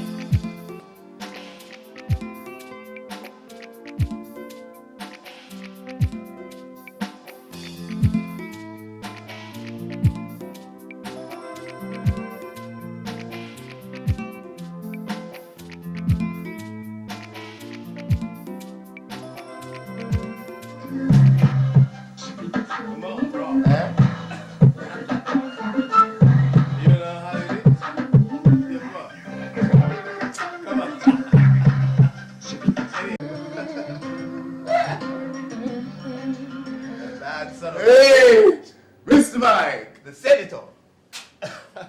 Oh boy, you never cease to surprise me. Oh boy. You never told me you were coming around. Well, it's not as surprising as the death of the head of state. Nah, can you beat that? Wonder shall never end. I'm telling you. Nah, let's toast. No? To the youngest billionaire in this country. Hey, Mikey! And to the youngest senator and a senate president. Nah, will you? To you. To us. Enough.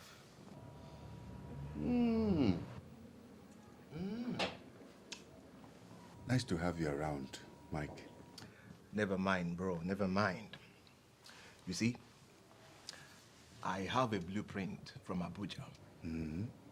The new head of state is interested in handing over to a democratically elected government as soon as possible. I see. I'm telling you. Go on, go on. Feelers from reliable source have it that he will not be staying more than 10 months. And they said in the next 2 weeks, he'll be addressing the nation to urge the politicians to prepare for election. Now that's interesting. That is why I have come. And that means you have to abandon this program if actually we are going to be part of this Fourth Republic. You have a point there. But you know that my PhD program is part of the political agenda. To become a Senate president in this country without a doctorate degree would be difficult for someone my age. So what are we going to do? Wait for 4 years? No way. We'll have to strike now that the resistance is low. Watago, in 4 years' time, when people are certain that the Kaki boys are gone for good, the competition might be too stiff for us at that time. And our strategies might not work then. I repeat, what are we going to do? Mike, leave that to me. Leave everything to me. Be in Lagos in 2 weeks. Senator, those days are gone, man. We've come of age now. We've come of age. Fine, thanks to your incredible ingenuity. But man, those days you always told me to leave everything to you. It should belong to the archives. Look, we have to work together now. Real together. As a matter of fact, I am appointing myself your campaign manager, man. Thank you so much. It's quite interesting. And quite reassuring, you know. But honestly, this is my baby. My baby and mine alone. And I'm coming to Lagos in 2 weeks' time with my doctorate degree, and that's strictly up my alley. Senator, you're a mean son of a bitch. Mike, cut the crap. I said I'd be ready, and I will. Might be rough, though. Look, Senator, you don't get the point, man. You don't seem to get it at all. We are supposed to be in this together. We are partners, man. And we're supposed to watch our backs. Mike. Back off. Back off! This is my baby. Well, if you insist, fine. But, man, you have to be very careful. Because time is at hand, you know. Have I disappointed you yet? Yeah, you think I'm going to start now?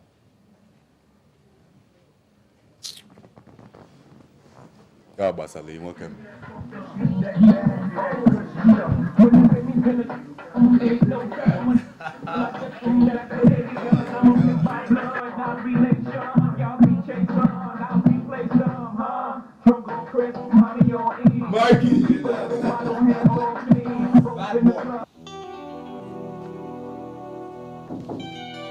Come in.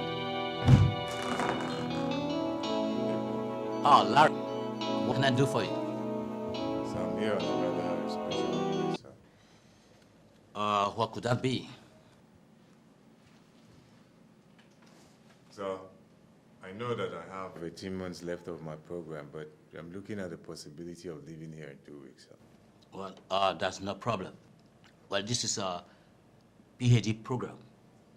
You can leave when you want and come back when you're ready again. But I must say that this is quite a surprise because you've been an excellent student. But if I may ask, why do you want to bridge it? I don't intend to bridge it, sir. But you just said so. Not exactly, sir. I intend to leave with my doctorate degree in the next 2 weeks, sir. Well, that's impossible. So nothing is impossible. Well, I suggest that you go outside of this community and try to re-enter. And when you are coming back, I want you to look at the inscription very carefully at the main gate. Well, what's the point? Look, this is not a university where you hop in and hop out with an unmerited degree. Look, this is not Toronto. Prof, you don't understand. I never intended to cut my degree halfway. But you know that the proposal of a man oftentimes does not align with that of God. Well, just like in this very case, your proposal to acquire a half-baked degree from this university of all places is certainly not the proposal of God. Prof, circumstances are forcing me into this rather dishonorable request. But if you wish, I can come back in 5 years and complete the program now. Well, I will keep the doors open as long as you want. 25 years, if you please. You don't understand, Prof. The degree is important to me. I must have it now. Look, Mr. Larry Anuku, I'm very busy. Please, could you walk out of my office?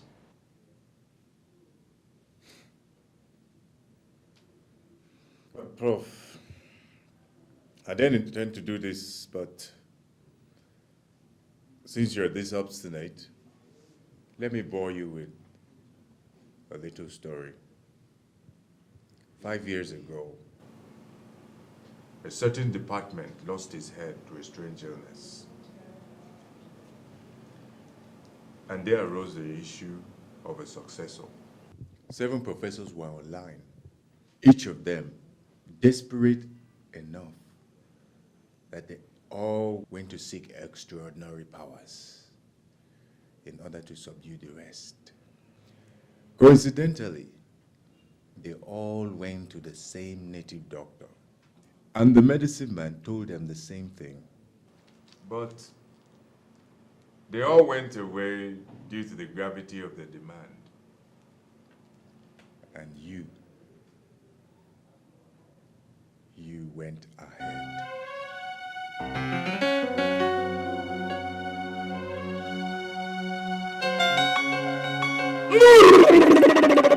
Agunsi, olu na ni lolu enya yoko banya ni kwanu na ebe. The request is a very tough one. The 6 other professors are desperate to become the head of the department as well. So you cannot climb a ladder with your 2 hands in your pocket. To succeed, that is going to be a sacrifice. Well, I am ready for anything.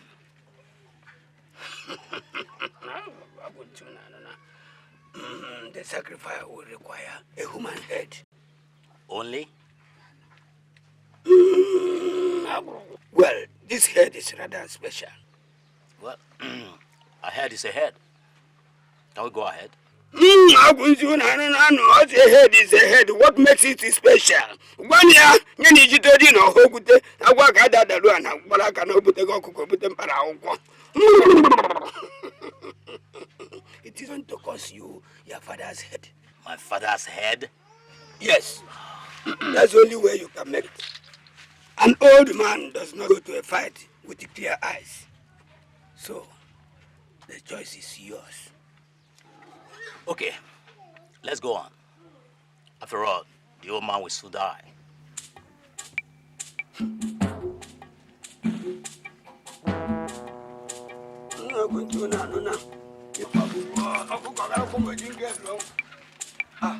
Prophet, you're welcome. You have it? Yes, I said I would. Didn't I? Let me have it.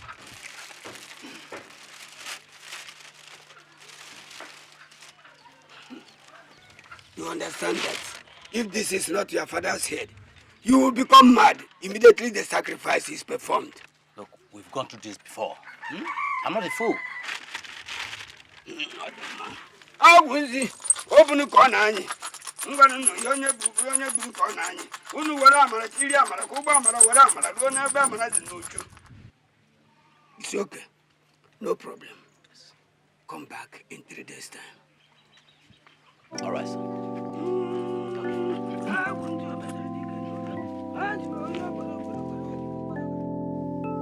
It is on record that your father died 5 years ago,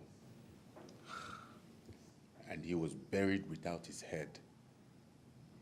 No one has even thought why the elders did not see his corpse.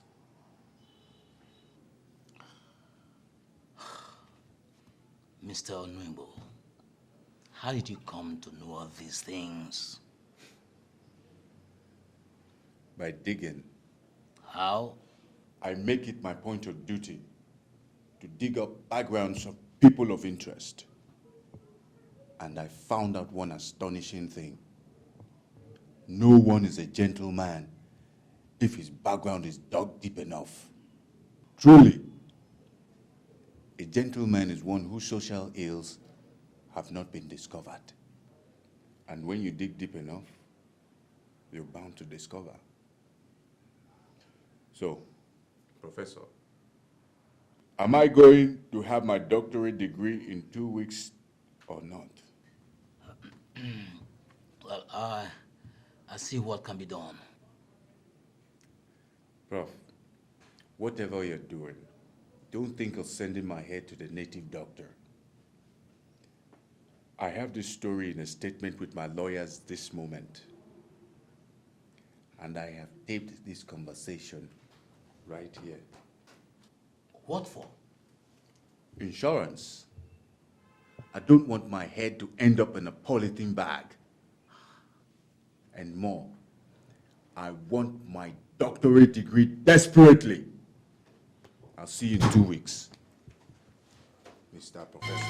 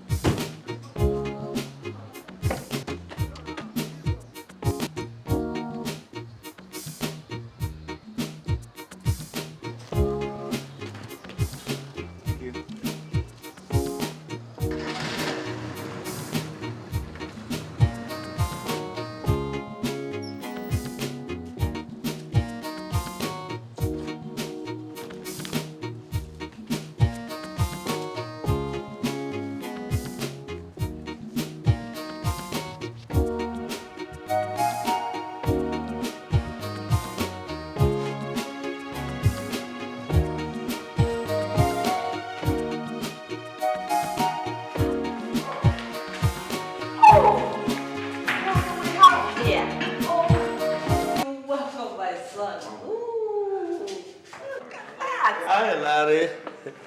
We just came back from church. We weren't expecting you.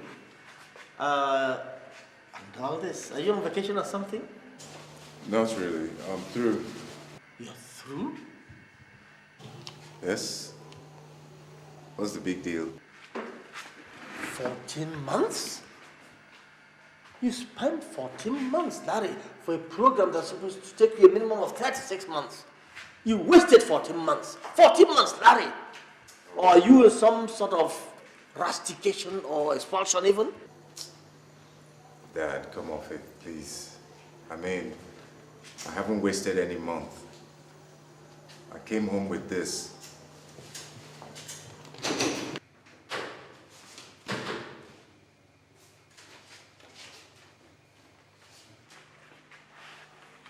That's a doctorate degree from the Eastern University.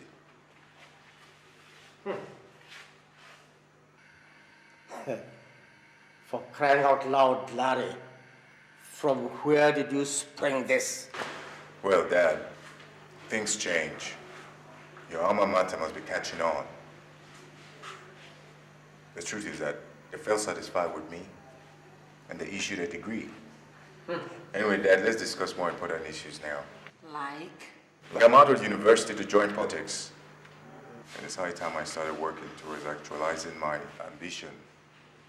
First of all, I'll tell you where I've gotten a better place for us all on the island.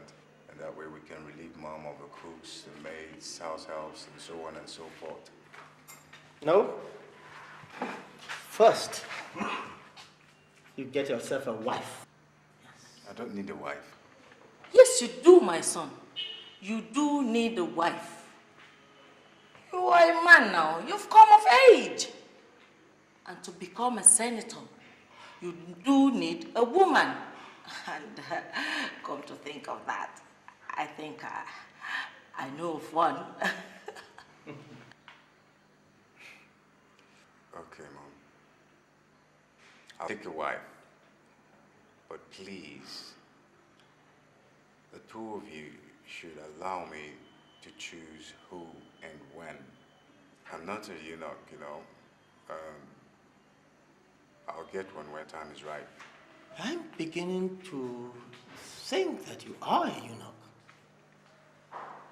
No girl has ever come here asking of you. Are you normal? Absolutely. But please, Dad, let's discuss the issue at hand. We're moving out of this dump by tomorrow, and I've decided to join the PEP. PEP? Yes. Is that the right party? I think so. No, I don't think it will go down well in the East, considering the opposition. I intend to run for Senate here in Lagos. What? Oh, yes. Then you have failed. You won't even get through the primaries. Look, a man from this geopolitical zone will not let you be a senator from Lagos. When it comes to politics, he doesn't go by the book. Dad, nothing is impossible. I'm a doctorate degree holder in political science. I know the terrain and how to tread upon it.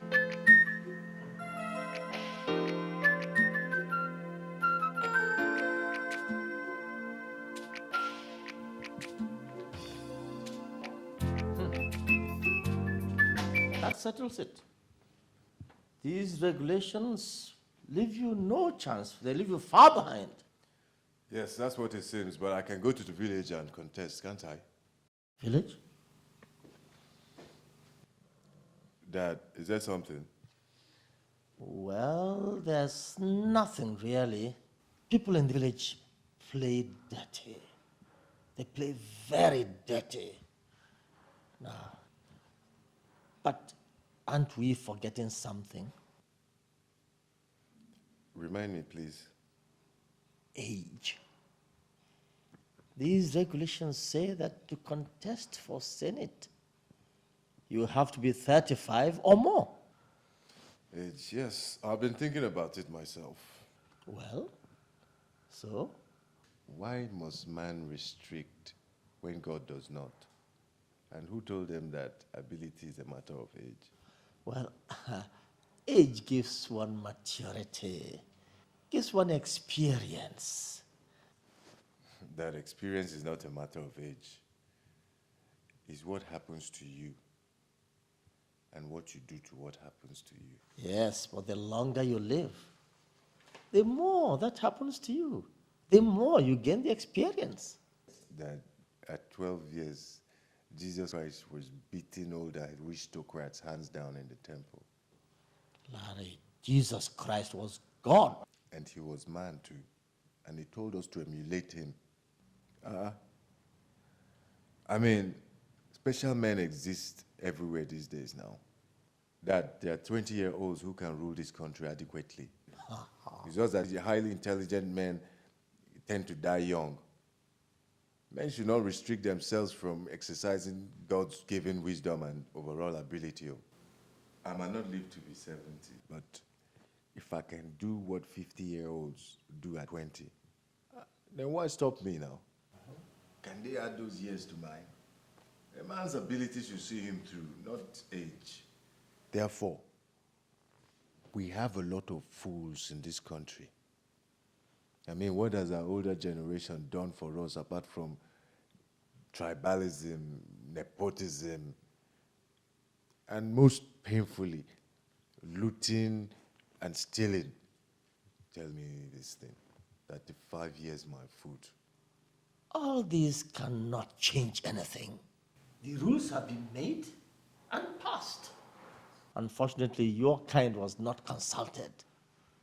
You are disqualified. You stay disqualified. And there's nothing you or anybody can do about it. Of course, there's something I can do about it. Oh, what? Rewrite the regulations? Not quite. I'm going to change my date of birth. Change the date of your birth? Yes. Larry, that's cheating. I thought you said you were going to right all the wrongs the older generation have done, and you're going to cheat. Exactly. The stipulating age for the Senate is one of those wrongs. It is wrong, and it won't stop me. I'm going to add 6 more years to my 29, and that's final.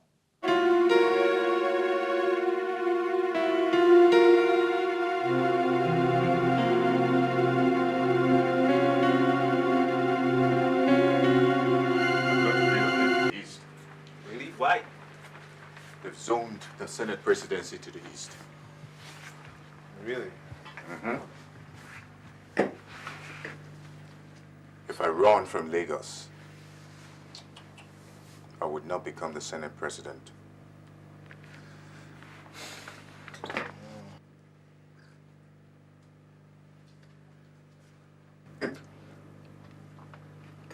We're going to go to my hometown, Ojoto. We survey the terrain and build a suitable political atmosphere. Then we swing into action. So, do we then abandon the construction project at CMS? Who says? Keep the engineer in charge. Visit him every week. Engineer Anker is quite capable. Sure, go on. My town people are very tough. They might give us the cold shoulder. Man, that won't be a problem, man. We'll go with enough cash. What do you think?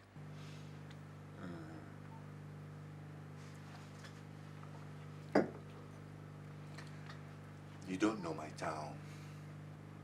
Money doesn't impress them. In fact, if they know we need them, they're going to want to show how important they are. Besides, my traditional ruler is something else. You know, he has to endorse my candidature. He has enough money that our buying him over with money would be a mere waste of time. Well, in that case, we'll have to be well prepared. Sure. Trust me. That's why we have to move immediately. And we will operate from the Bonanza hotels. So, when do we move? Tomorrow. That soon? Yep.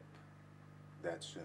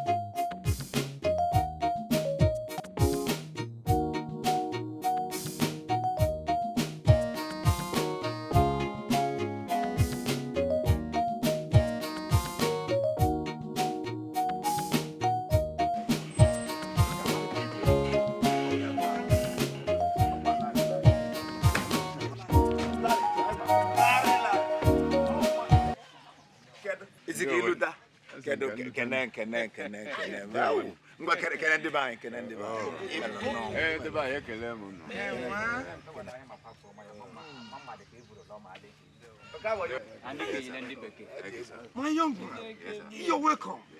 Hey.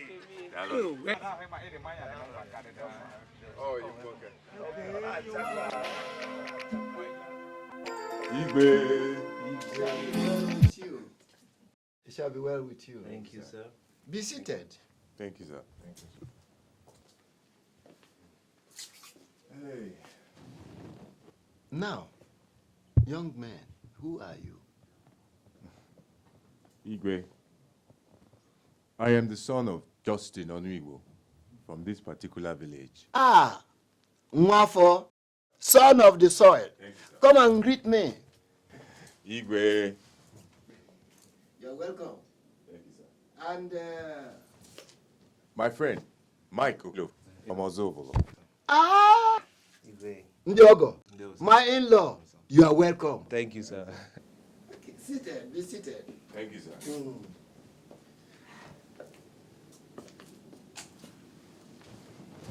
Hey, oh dear. Yes. What brings you here? Because the toad does not run in the daylight for nothing. Hardly do you chaps of these days visit the on social purposes. Oh, Izioku, sir. Yes. Igwe,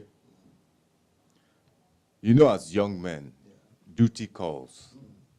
But we promise that we shall visit you regularly. Thank you very much. So, what can I do for you on this your visit?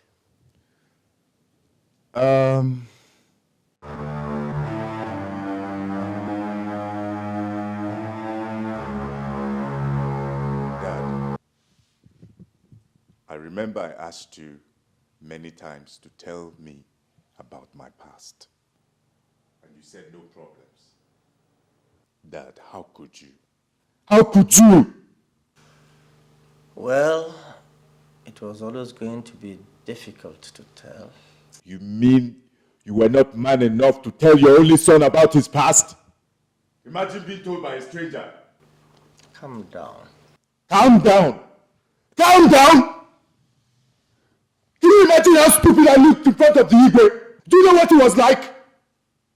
I could at least do it right now.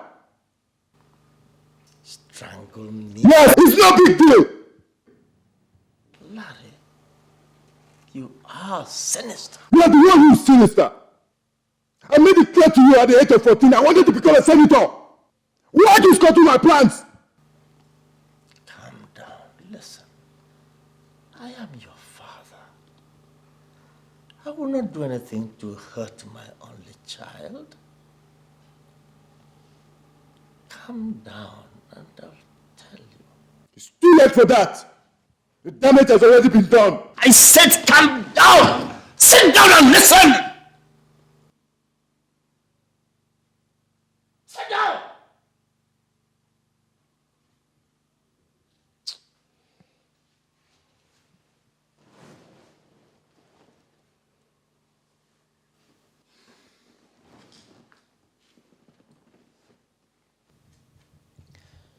This happened 55 years ago.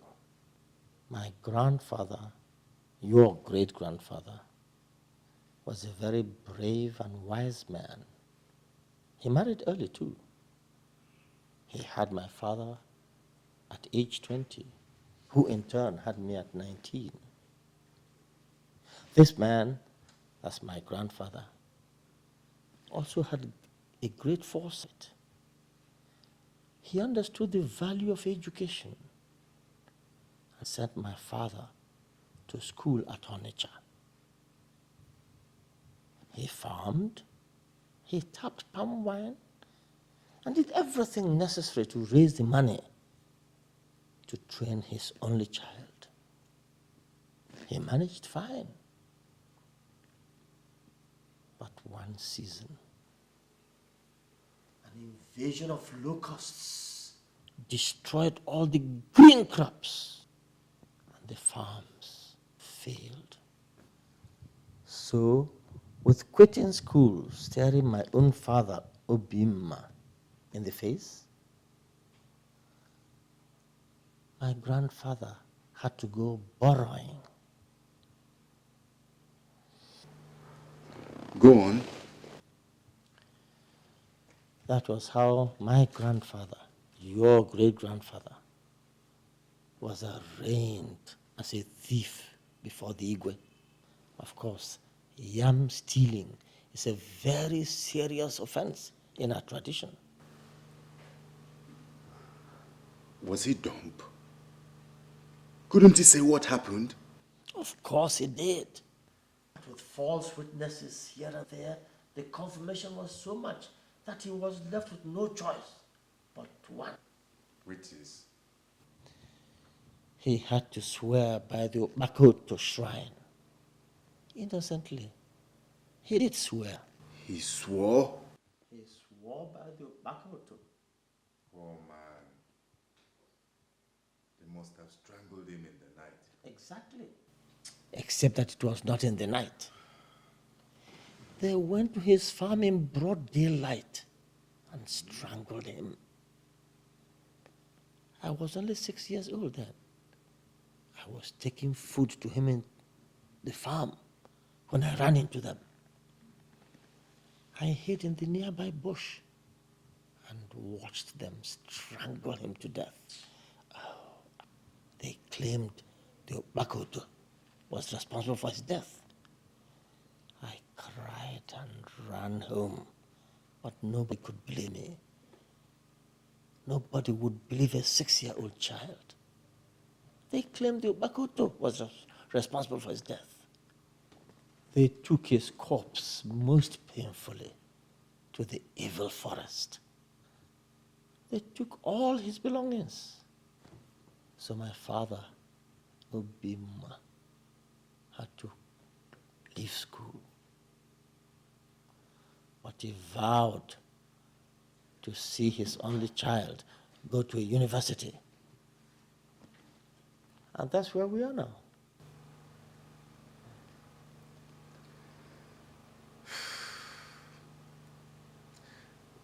So, why didn't you tell me all these before? The pain, Larry. The unbearable pain of even remembering it. It was too much.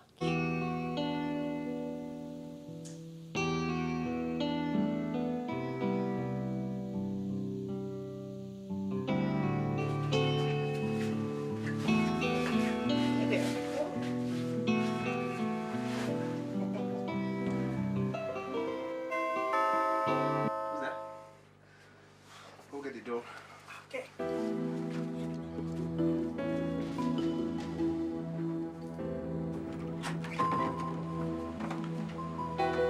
Princess, how are you? Where's Mike?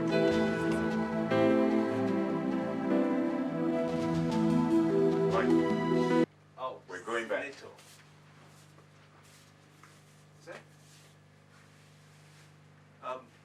Princess? Go upstairs, I'll join you later, okay? Okay.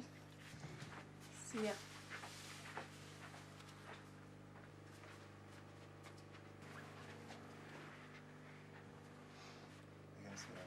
Mike, I've warned you times without number about these ladies. You only came back yesterday, And you have one spend the night, you. Watch it, Mike. Watch it. Look, talk if you have anything to say, man. St. Larry, it took us 6 good hours to drive from Ojoto to Lagos. You never uttered any word all through. Meanwhile, you were awake, oh, you were awake. Man, sometimes I really wonder. That's why I'm here. We're going back. Listen, for 55 years, my grandfather remained unburied for no just cause. It's time to bury him.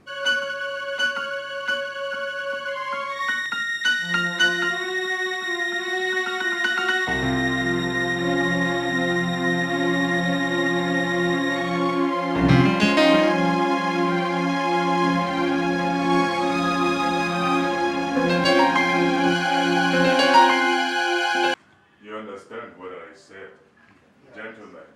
It's no problem. Time is against me. I'll give you the money and you go.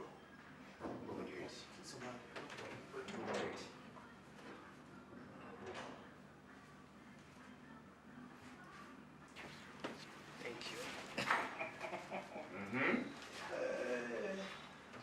Consider it. Okay, gentlemen. Yes. Thank you very much. Yes, we're going to do it. Good luck, eh? Thank you. Yeah, no problem.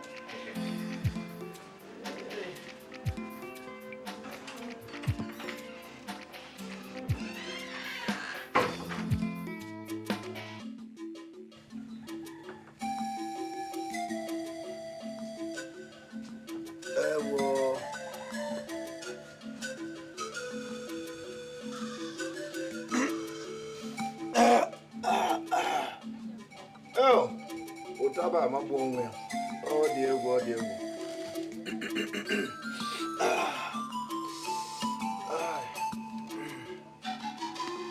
Not been anywhere, and I say that.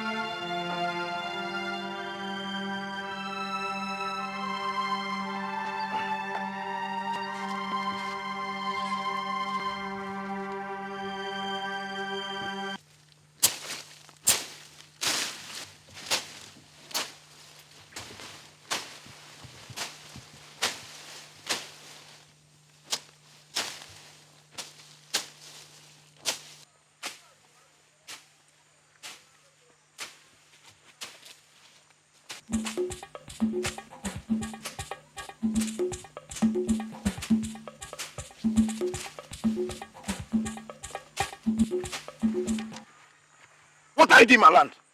Don't make any noise here. I said, don't make noise here. No one owns any land. Every land belongs to God. You must be mad. Leave this place now. Look, you should get near me. If you get near me, I deal with you now. I'll beat you up. You will beat me up and turn me in my land. If you don't leave this place now, I will kill you. Look, there's no bullet inside. Who gives you money to buy bullet? Don't tell me! Oh.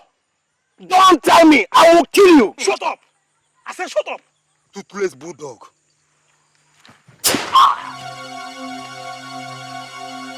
That will teach you that I'm a bulldog with teeth.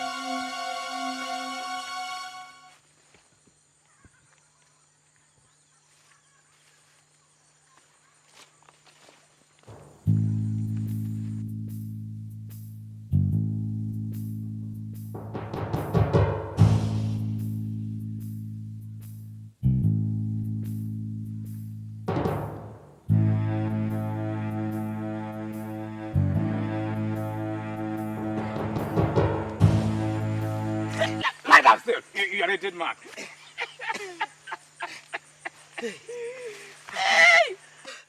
I thank God that man had only a rubber bullet.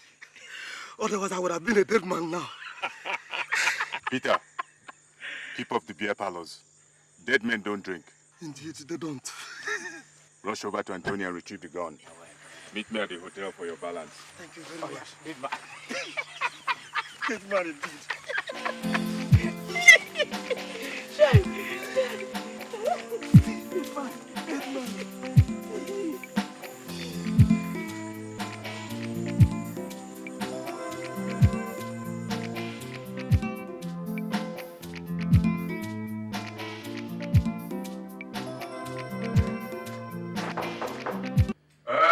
Come in. You are here. Larry. Welcome. Please sit down. Hey. What can I offer you? I have brandy, beer, and wine. Brandy. Brandy.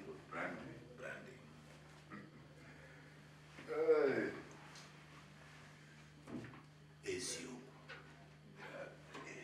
This hotel is very luxurious.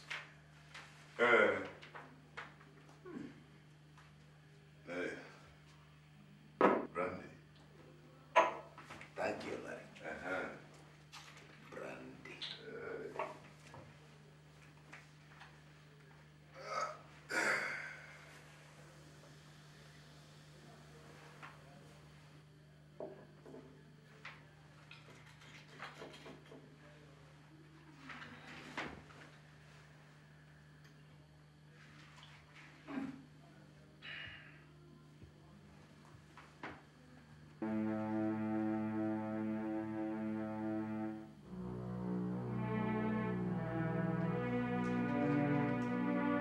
Toothless bulldog.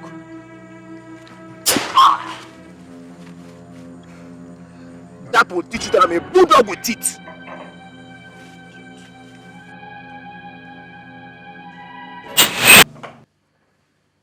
David, anything the matter?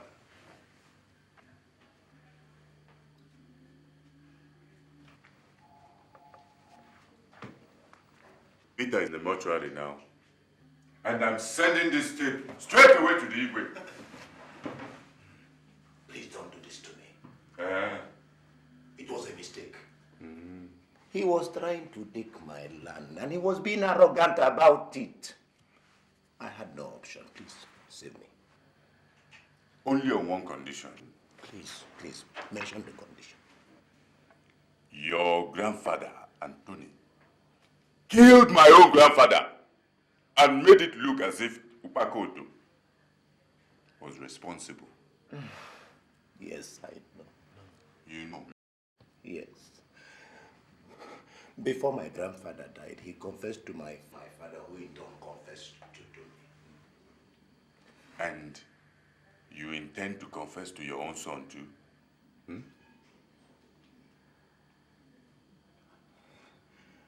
Not anymore. How right you are. Please, Larry, what do you want? You can guess, can't you? Hey.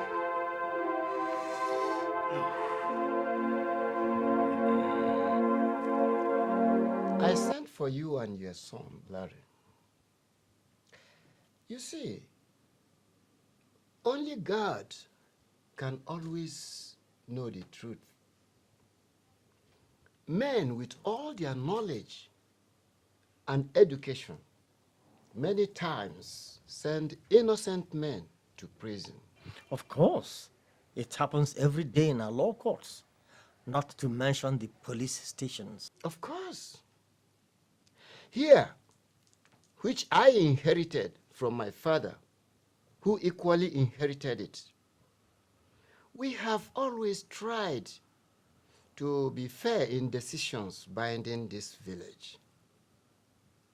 But we are not God. Hence, we make our mistakes. 6 days ago, a certain man came here to make quite a revelation. A confession, precisely. Your grandfather, Larry, your great-grandfather was murdered innocently. Anthony, the son of Onyeku, made the confession here. Ever since, I've been quite sick. For 55 years, we banished an innocent man to Opako, to forest. I have made some consultations, and that's why I invited you too. We must make amends.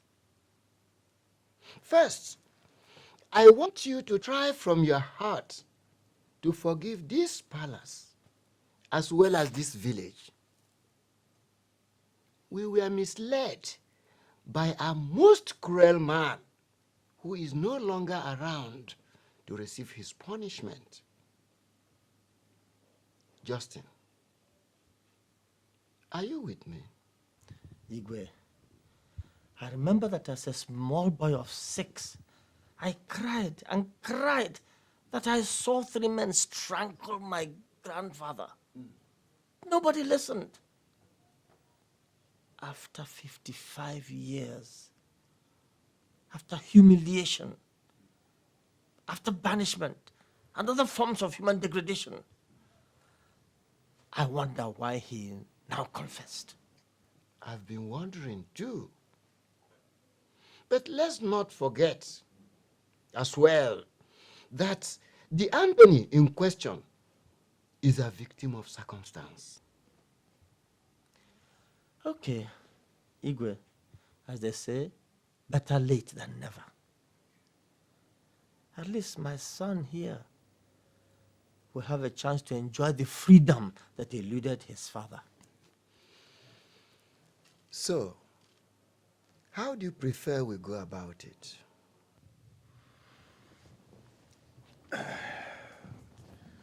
Igwe, first, you give me clearance for the Senate. And then, send the town criers to assemble the whole village, while we make preparations to give my great-grandfather a befitting burial. Okay. Larry, you seem to have had this all well thought out. I think he's right. I will start immediately. Larry, my son, you bring the documents for my signature first thing tomorrow. So what did you find out? Chief, that boy is damn serious. To start with, he has a doctorate degree in political science from the Eastern University. His first degree and master's were also in political science, and he made first class. Incredible. It's true, sir. Shut up! The twister there is he has been calling himself the senator right from his junior secondary school days. Nonsense. Nonsense. Right now, he is at the Igwe's palace with his father and about to get the endorsement of the Igwe. The Igwe, unlike ours, draws a lot of water. Larry is residing in Bonanza Hotel, room 1.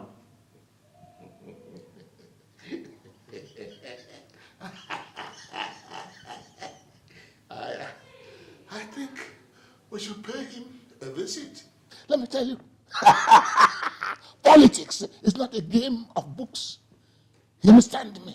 It is the survival of the fittest. As I said, your son is not up to the stipulated age. And that is where I have problem with him. That is also my problem, Igwe. I have told him, but he wouldn't listen. All the same, I'm going to endorse him. He is very bright. Something tells me this village will see light through him. Thank you, Igwe. Don't mention. I can do anything to right the wrong of us all. Thank you, Igwe. Let me go and tell him the good news.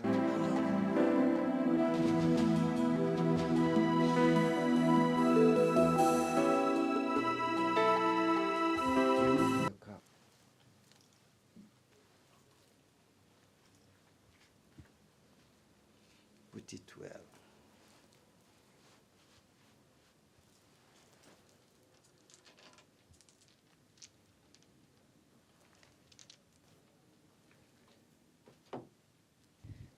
This does not actually make you a chief because my cabinet members are not here. But it will get you far. They say it that when a child washes his hands well, he dines with elders. Go in peace, my son. The spirit of your ancestors, and of course the aura of this place, is behind you. May your path be cleared of thorns and pebbles. Get up. Igwe. Shall be well with you. Thank you so much, Igwe. I will try my best not to disappoint you. That is fine. Larry, my son, your problem will come heavily from Nicholas Uwakwe from Oba. He is an experienced politician who has been in both the state and federal houses, and he has a lot of followers. He is warming up for the Senate under PEP as well. Take him very seriously.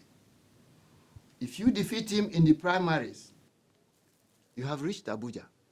Thank you very much, Igwe, for your information and timely warning. But like I said, I will do my best not to let you down. I believe in your ability. Approach Chief Uwakwe the way you approached Anthony Onyekwel. He will surrender. What? Oh, yes. I am an old bird. Nobody catches me with chaff. It will be pretty coincidental for Anthony to come for confession barely 2 weeks after I turned you down. Larry, I investigated.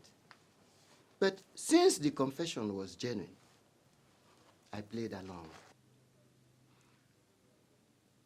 I'm sorry, Igwe. It was a task I took upon myself to fill after hearing the truth from my father. Don't worry. Don't worry. You're welcome. Igwe. It will be well with you. Go in peace. It will be well with you. Thank you, sir. You're welcome.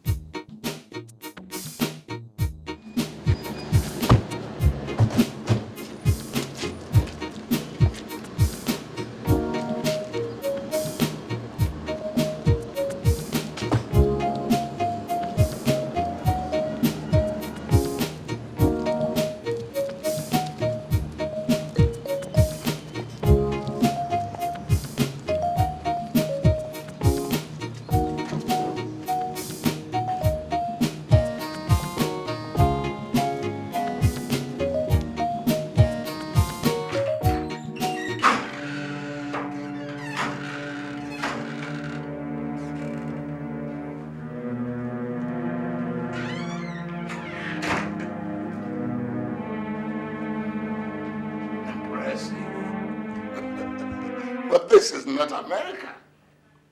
Chief Uwakwe, to what do I owe this unannounced visit? Well, the seats to accommodate you all. Yeah, I wanted to find out for myself. Is it true that you want to run for the Senate? Of course, I am. From a hotel room? You don't have a house and you want to run for the Senate? House has nothing to do with it. It's what you have up here for your nation. That's the basic thing. Maybe. In the Second Republic, I was in the state and federal houses. In the Third Republic, I won the senatorial seat before the militaries curtailed it. Now I want to get back there because I have the experience to anchor this senatorial zone. And if I may ask, what has your long experiences and services done for our senatorial zone, and most importantly for our nation. Let me tell you, boy, those who start running usually end up walking. And most times, they go further, crawling. Thank you, Chief. Don't you think you ought to make a reappraisal? You ran, walked, and nothing to show for it yet. Chief, isn't it time you crawled? Now, when a child asks what killed his father before he comes of age, certainly what killed the father will kill the son. Just like when a child comes of age and refuses to ask what killed his father, the same fate applies. Chief, I have come of age. And please, don't you ever threaten me. I don't get scared easily, you know.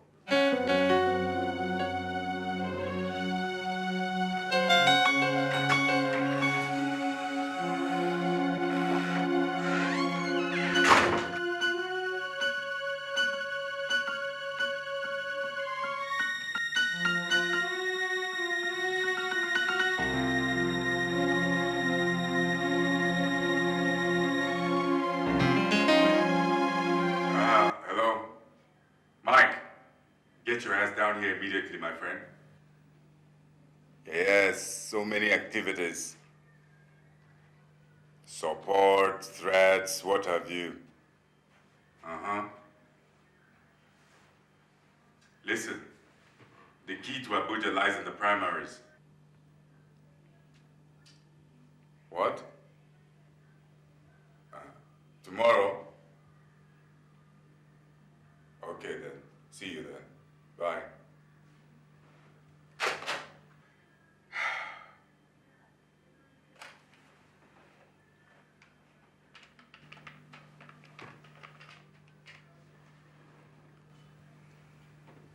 Yes. Hello? Hello? Can you hear me? Okay. Yeah, my name is Larry Anuku. Yes, I am your client. from Nigeria. Yes. I would want to speak to your boss, Harry Baba. Yes. Okay. Harry. Yes, it's Larry from Nigeria, your friend. Yes. Yes, Harry, listen. I have a job for you here. Very urgent assignment. There is one son of a bitch I want you to turn upside down for me. Yes, dig in, dig up, dig deep, whatsoever you can do, just don't spare him. Okay? Oh, come on, Harry. Okay, listen, I'll have $10,000 wired to you immediately. In 24 hours you will receive it. But listen to me. Uh-huh. His name? Yes, his name is Nicholas Uwakwe. Yes, it is spelled U-W-A-K-W-E. Yes, that's okay. Yes, he calls himself a chief, and that's not important. Listen, the thing there is that he has a son there with you in California. Yes, his name is Chooks. He might be operating under an alias, you know. Yes. He's a drug pusher. Yes. I want you to dig deep. Get everything you can from him. Dig in. Don't spare him. Put him on video if you can. That's not all. He also has a daughter. Uh-huh. She's in Milan. Yes. Oh, her name? Daphne.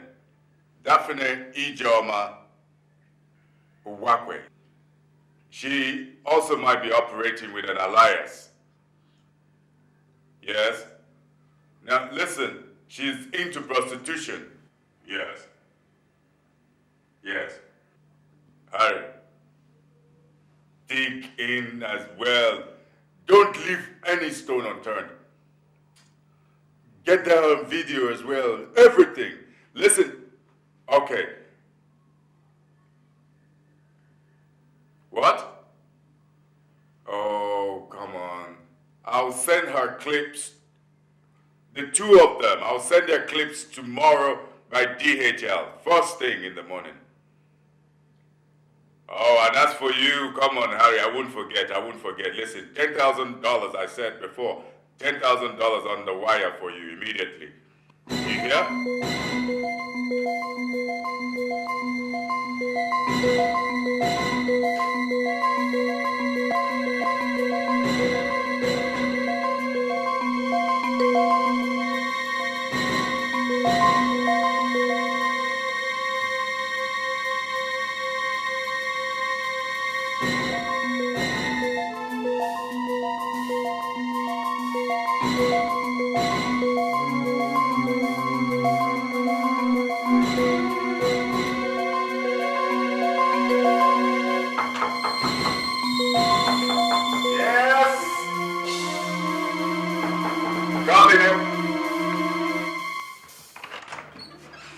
The Senate President! Mike. Bro, what's up? How are you? Thank God. How come you're this early? Did you take the first flight? No way. I drove.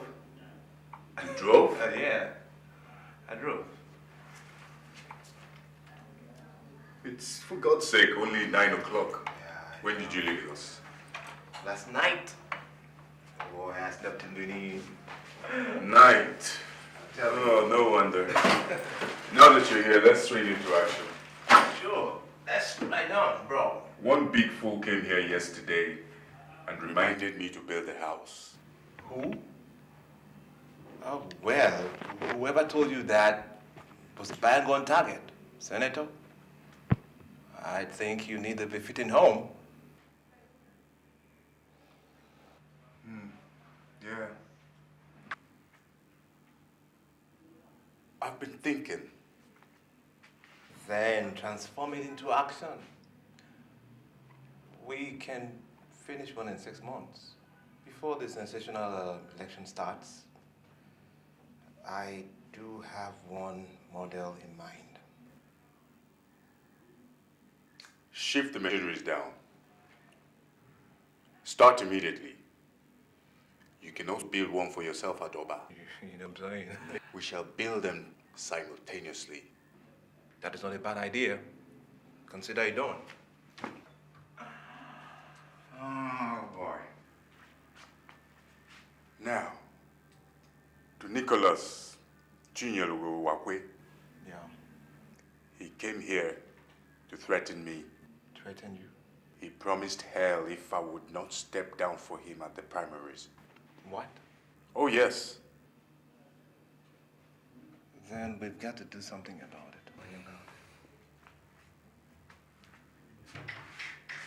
You can say that again. Well, let's get dressed and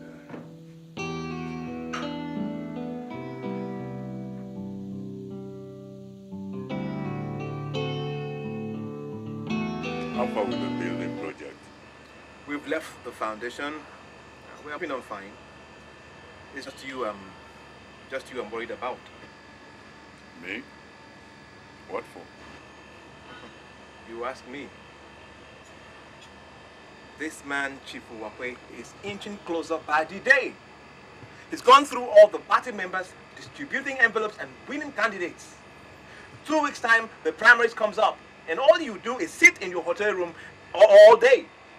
Mike, the politics of the new generation is not a matter of distributing envelopes. It involves a lot of brain work. Well, maybe you still think you are in Lagos. Let me tell you, here, these people here, they are hungry. And the only language they understand is money. I'm telling you.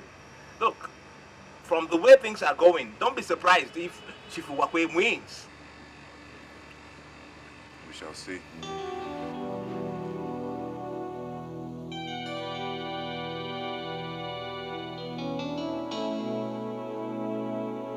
Yes, boys.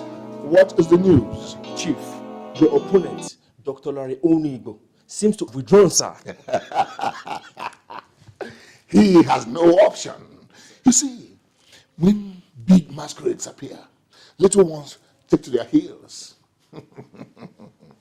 It's a small boy.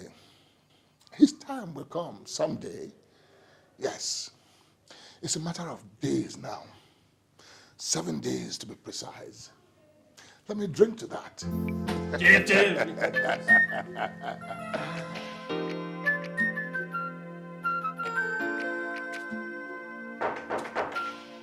Yes? Yes, sir. Can I help you? Hey, Dr. Larry Onibu. Yes? Okay, you have a parcel from the United States. Please, can you sign here?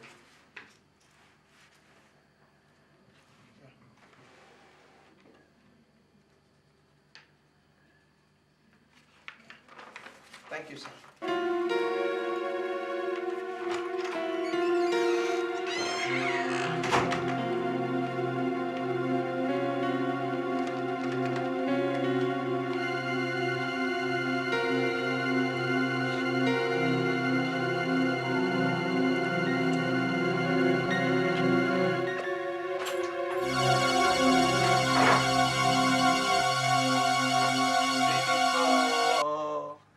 Meet me at the bar.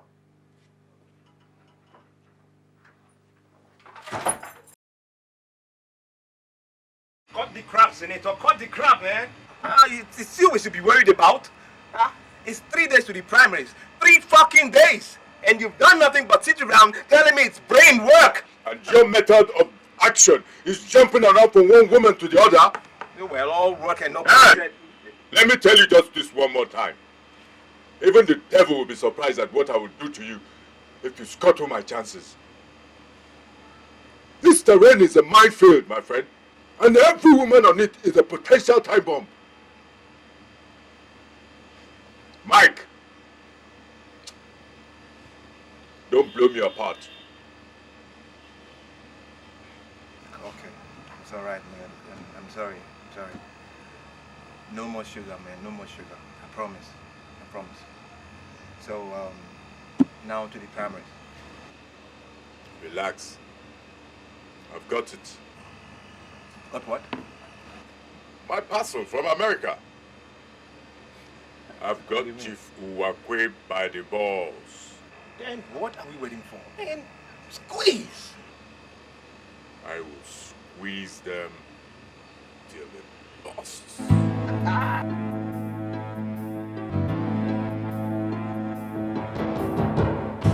Boy! You trust me to my house? Just to see you alone. Alone? Of course. In your own interest.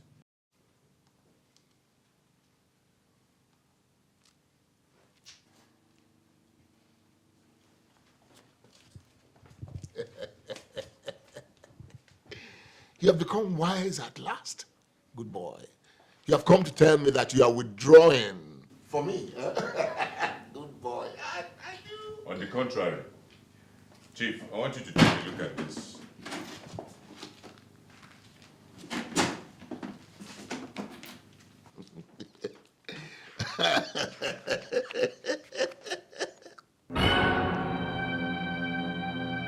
As you can see, Chooks, who has been sending you money, is in California State Prison for drug offenses. He is serving 5 years jail term.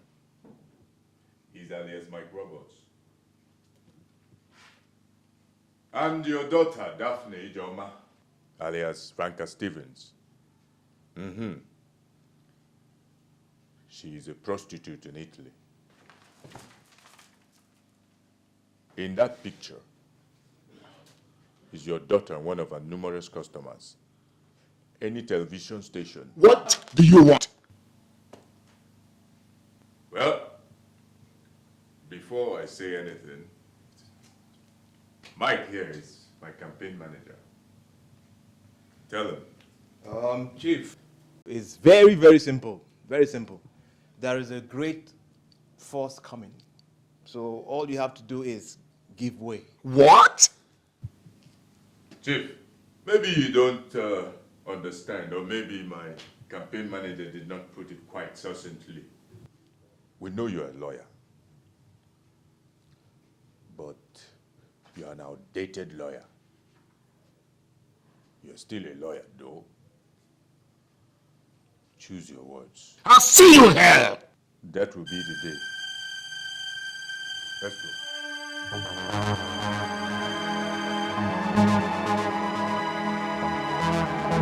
Party members, distinguished ladies and gentlemen, today marks a significant day in the history of this great nation.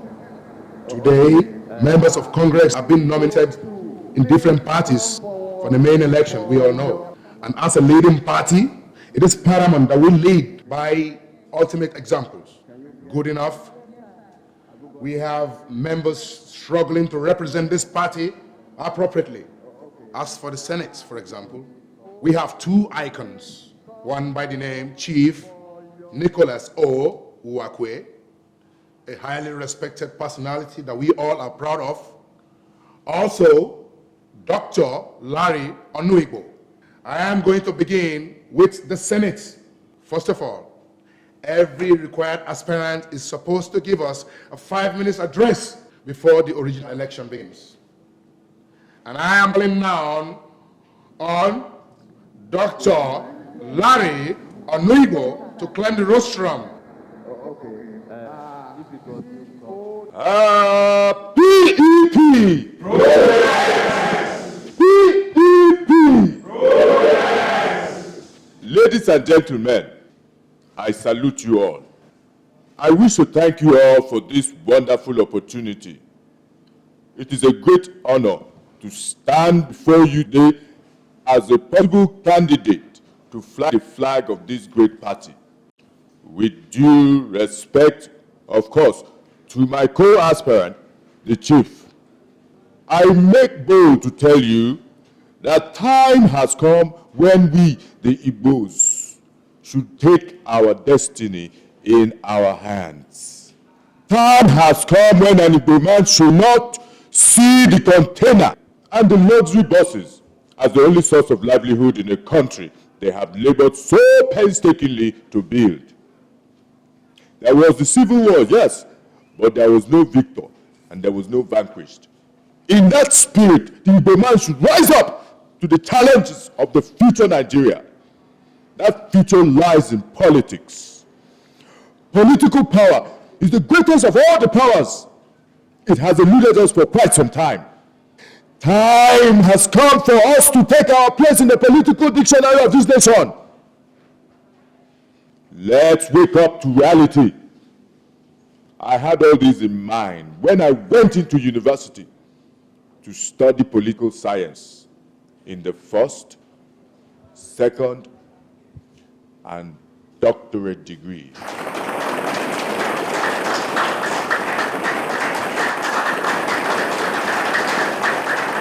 I have the political rail track of Nigeria on my palms.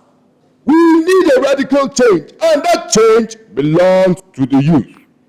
If my co-aspirant here comes up to tell me that he has in his agenda a plan that goes beyond sitting in Congress, waiting for contracts, a plan that will evolve a rich political platform for the emerging Igbo man, I will step down for him. Thank you. Thank you very much. Thank you very much. Ladies and gentlemen, and I'll call on Chief Nicholas Uwakwe.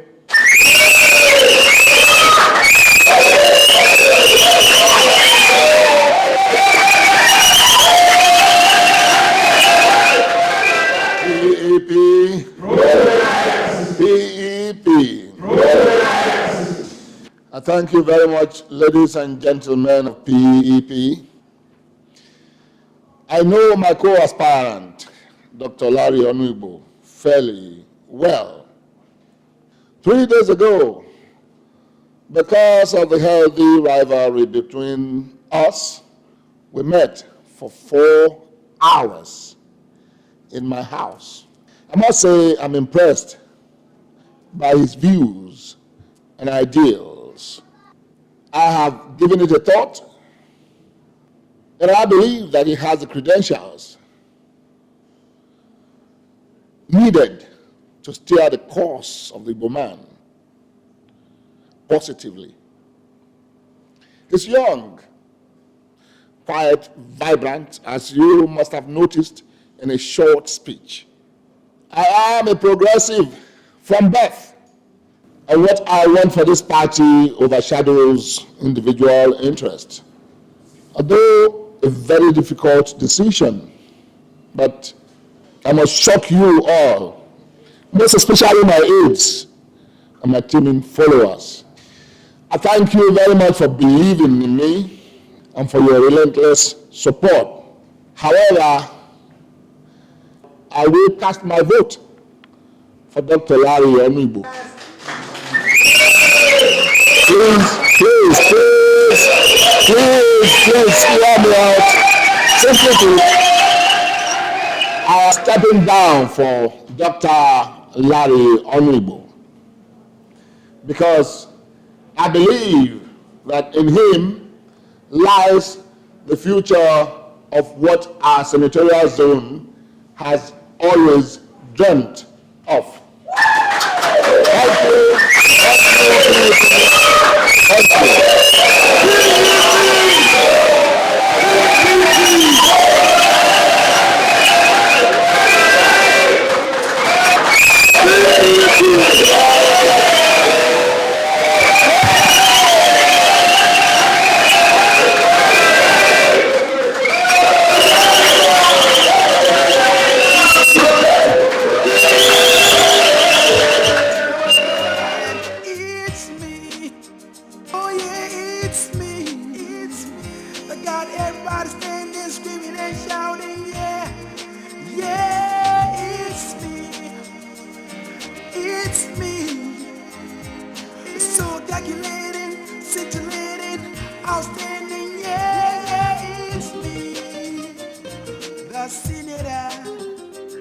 I'm the senator.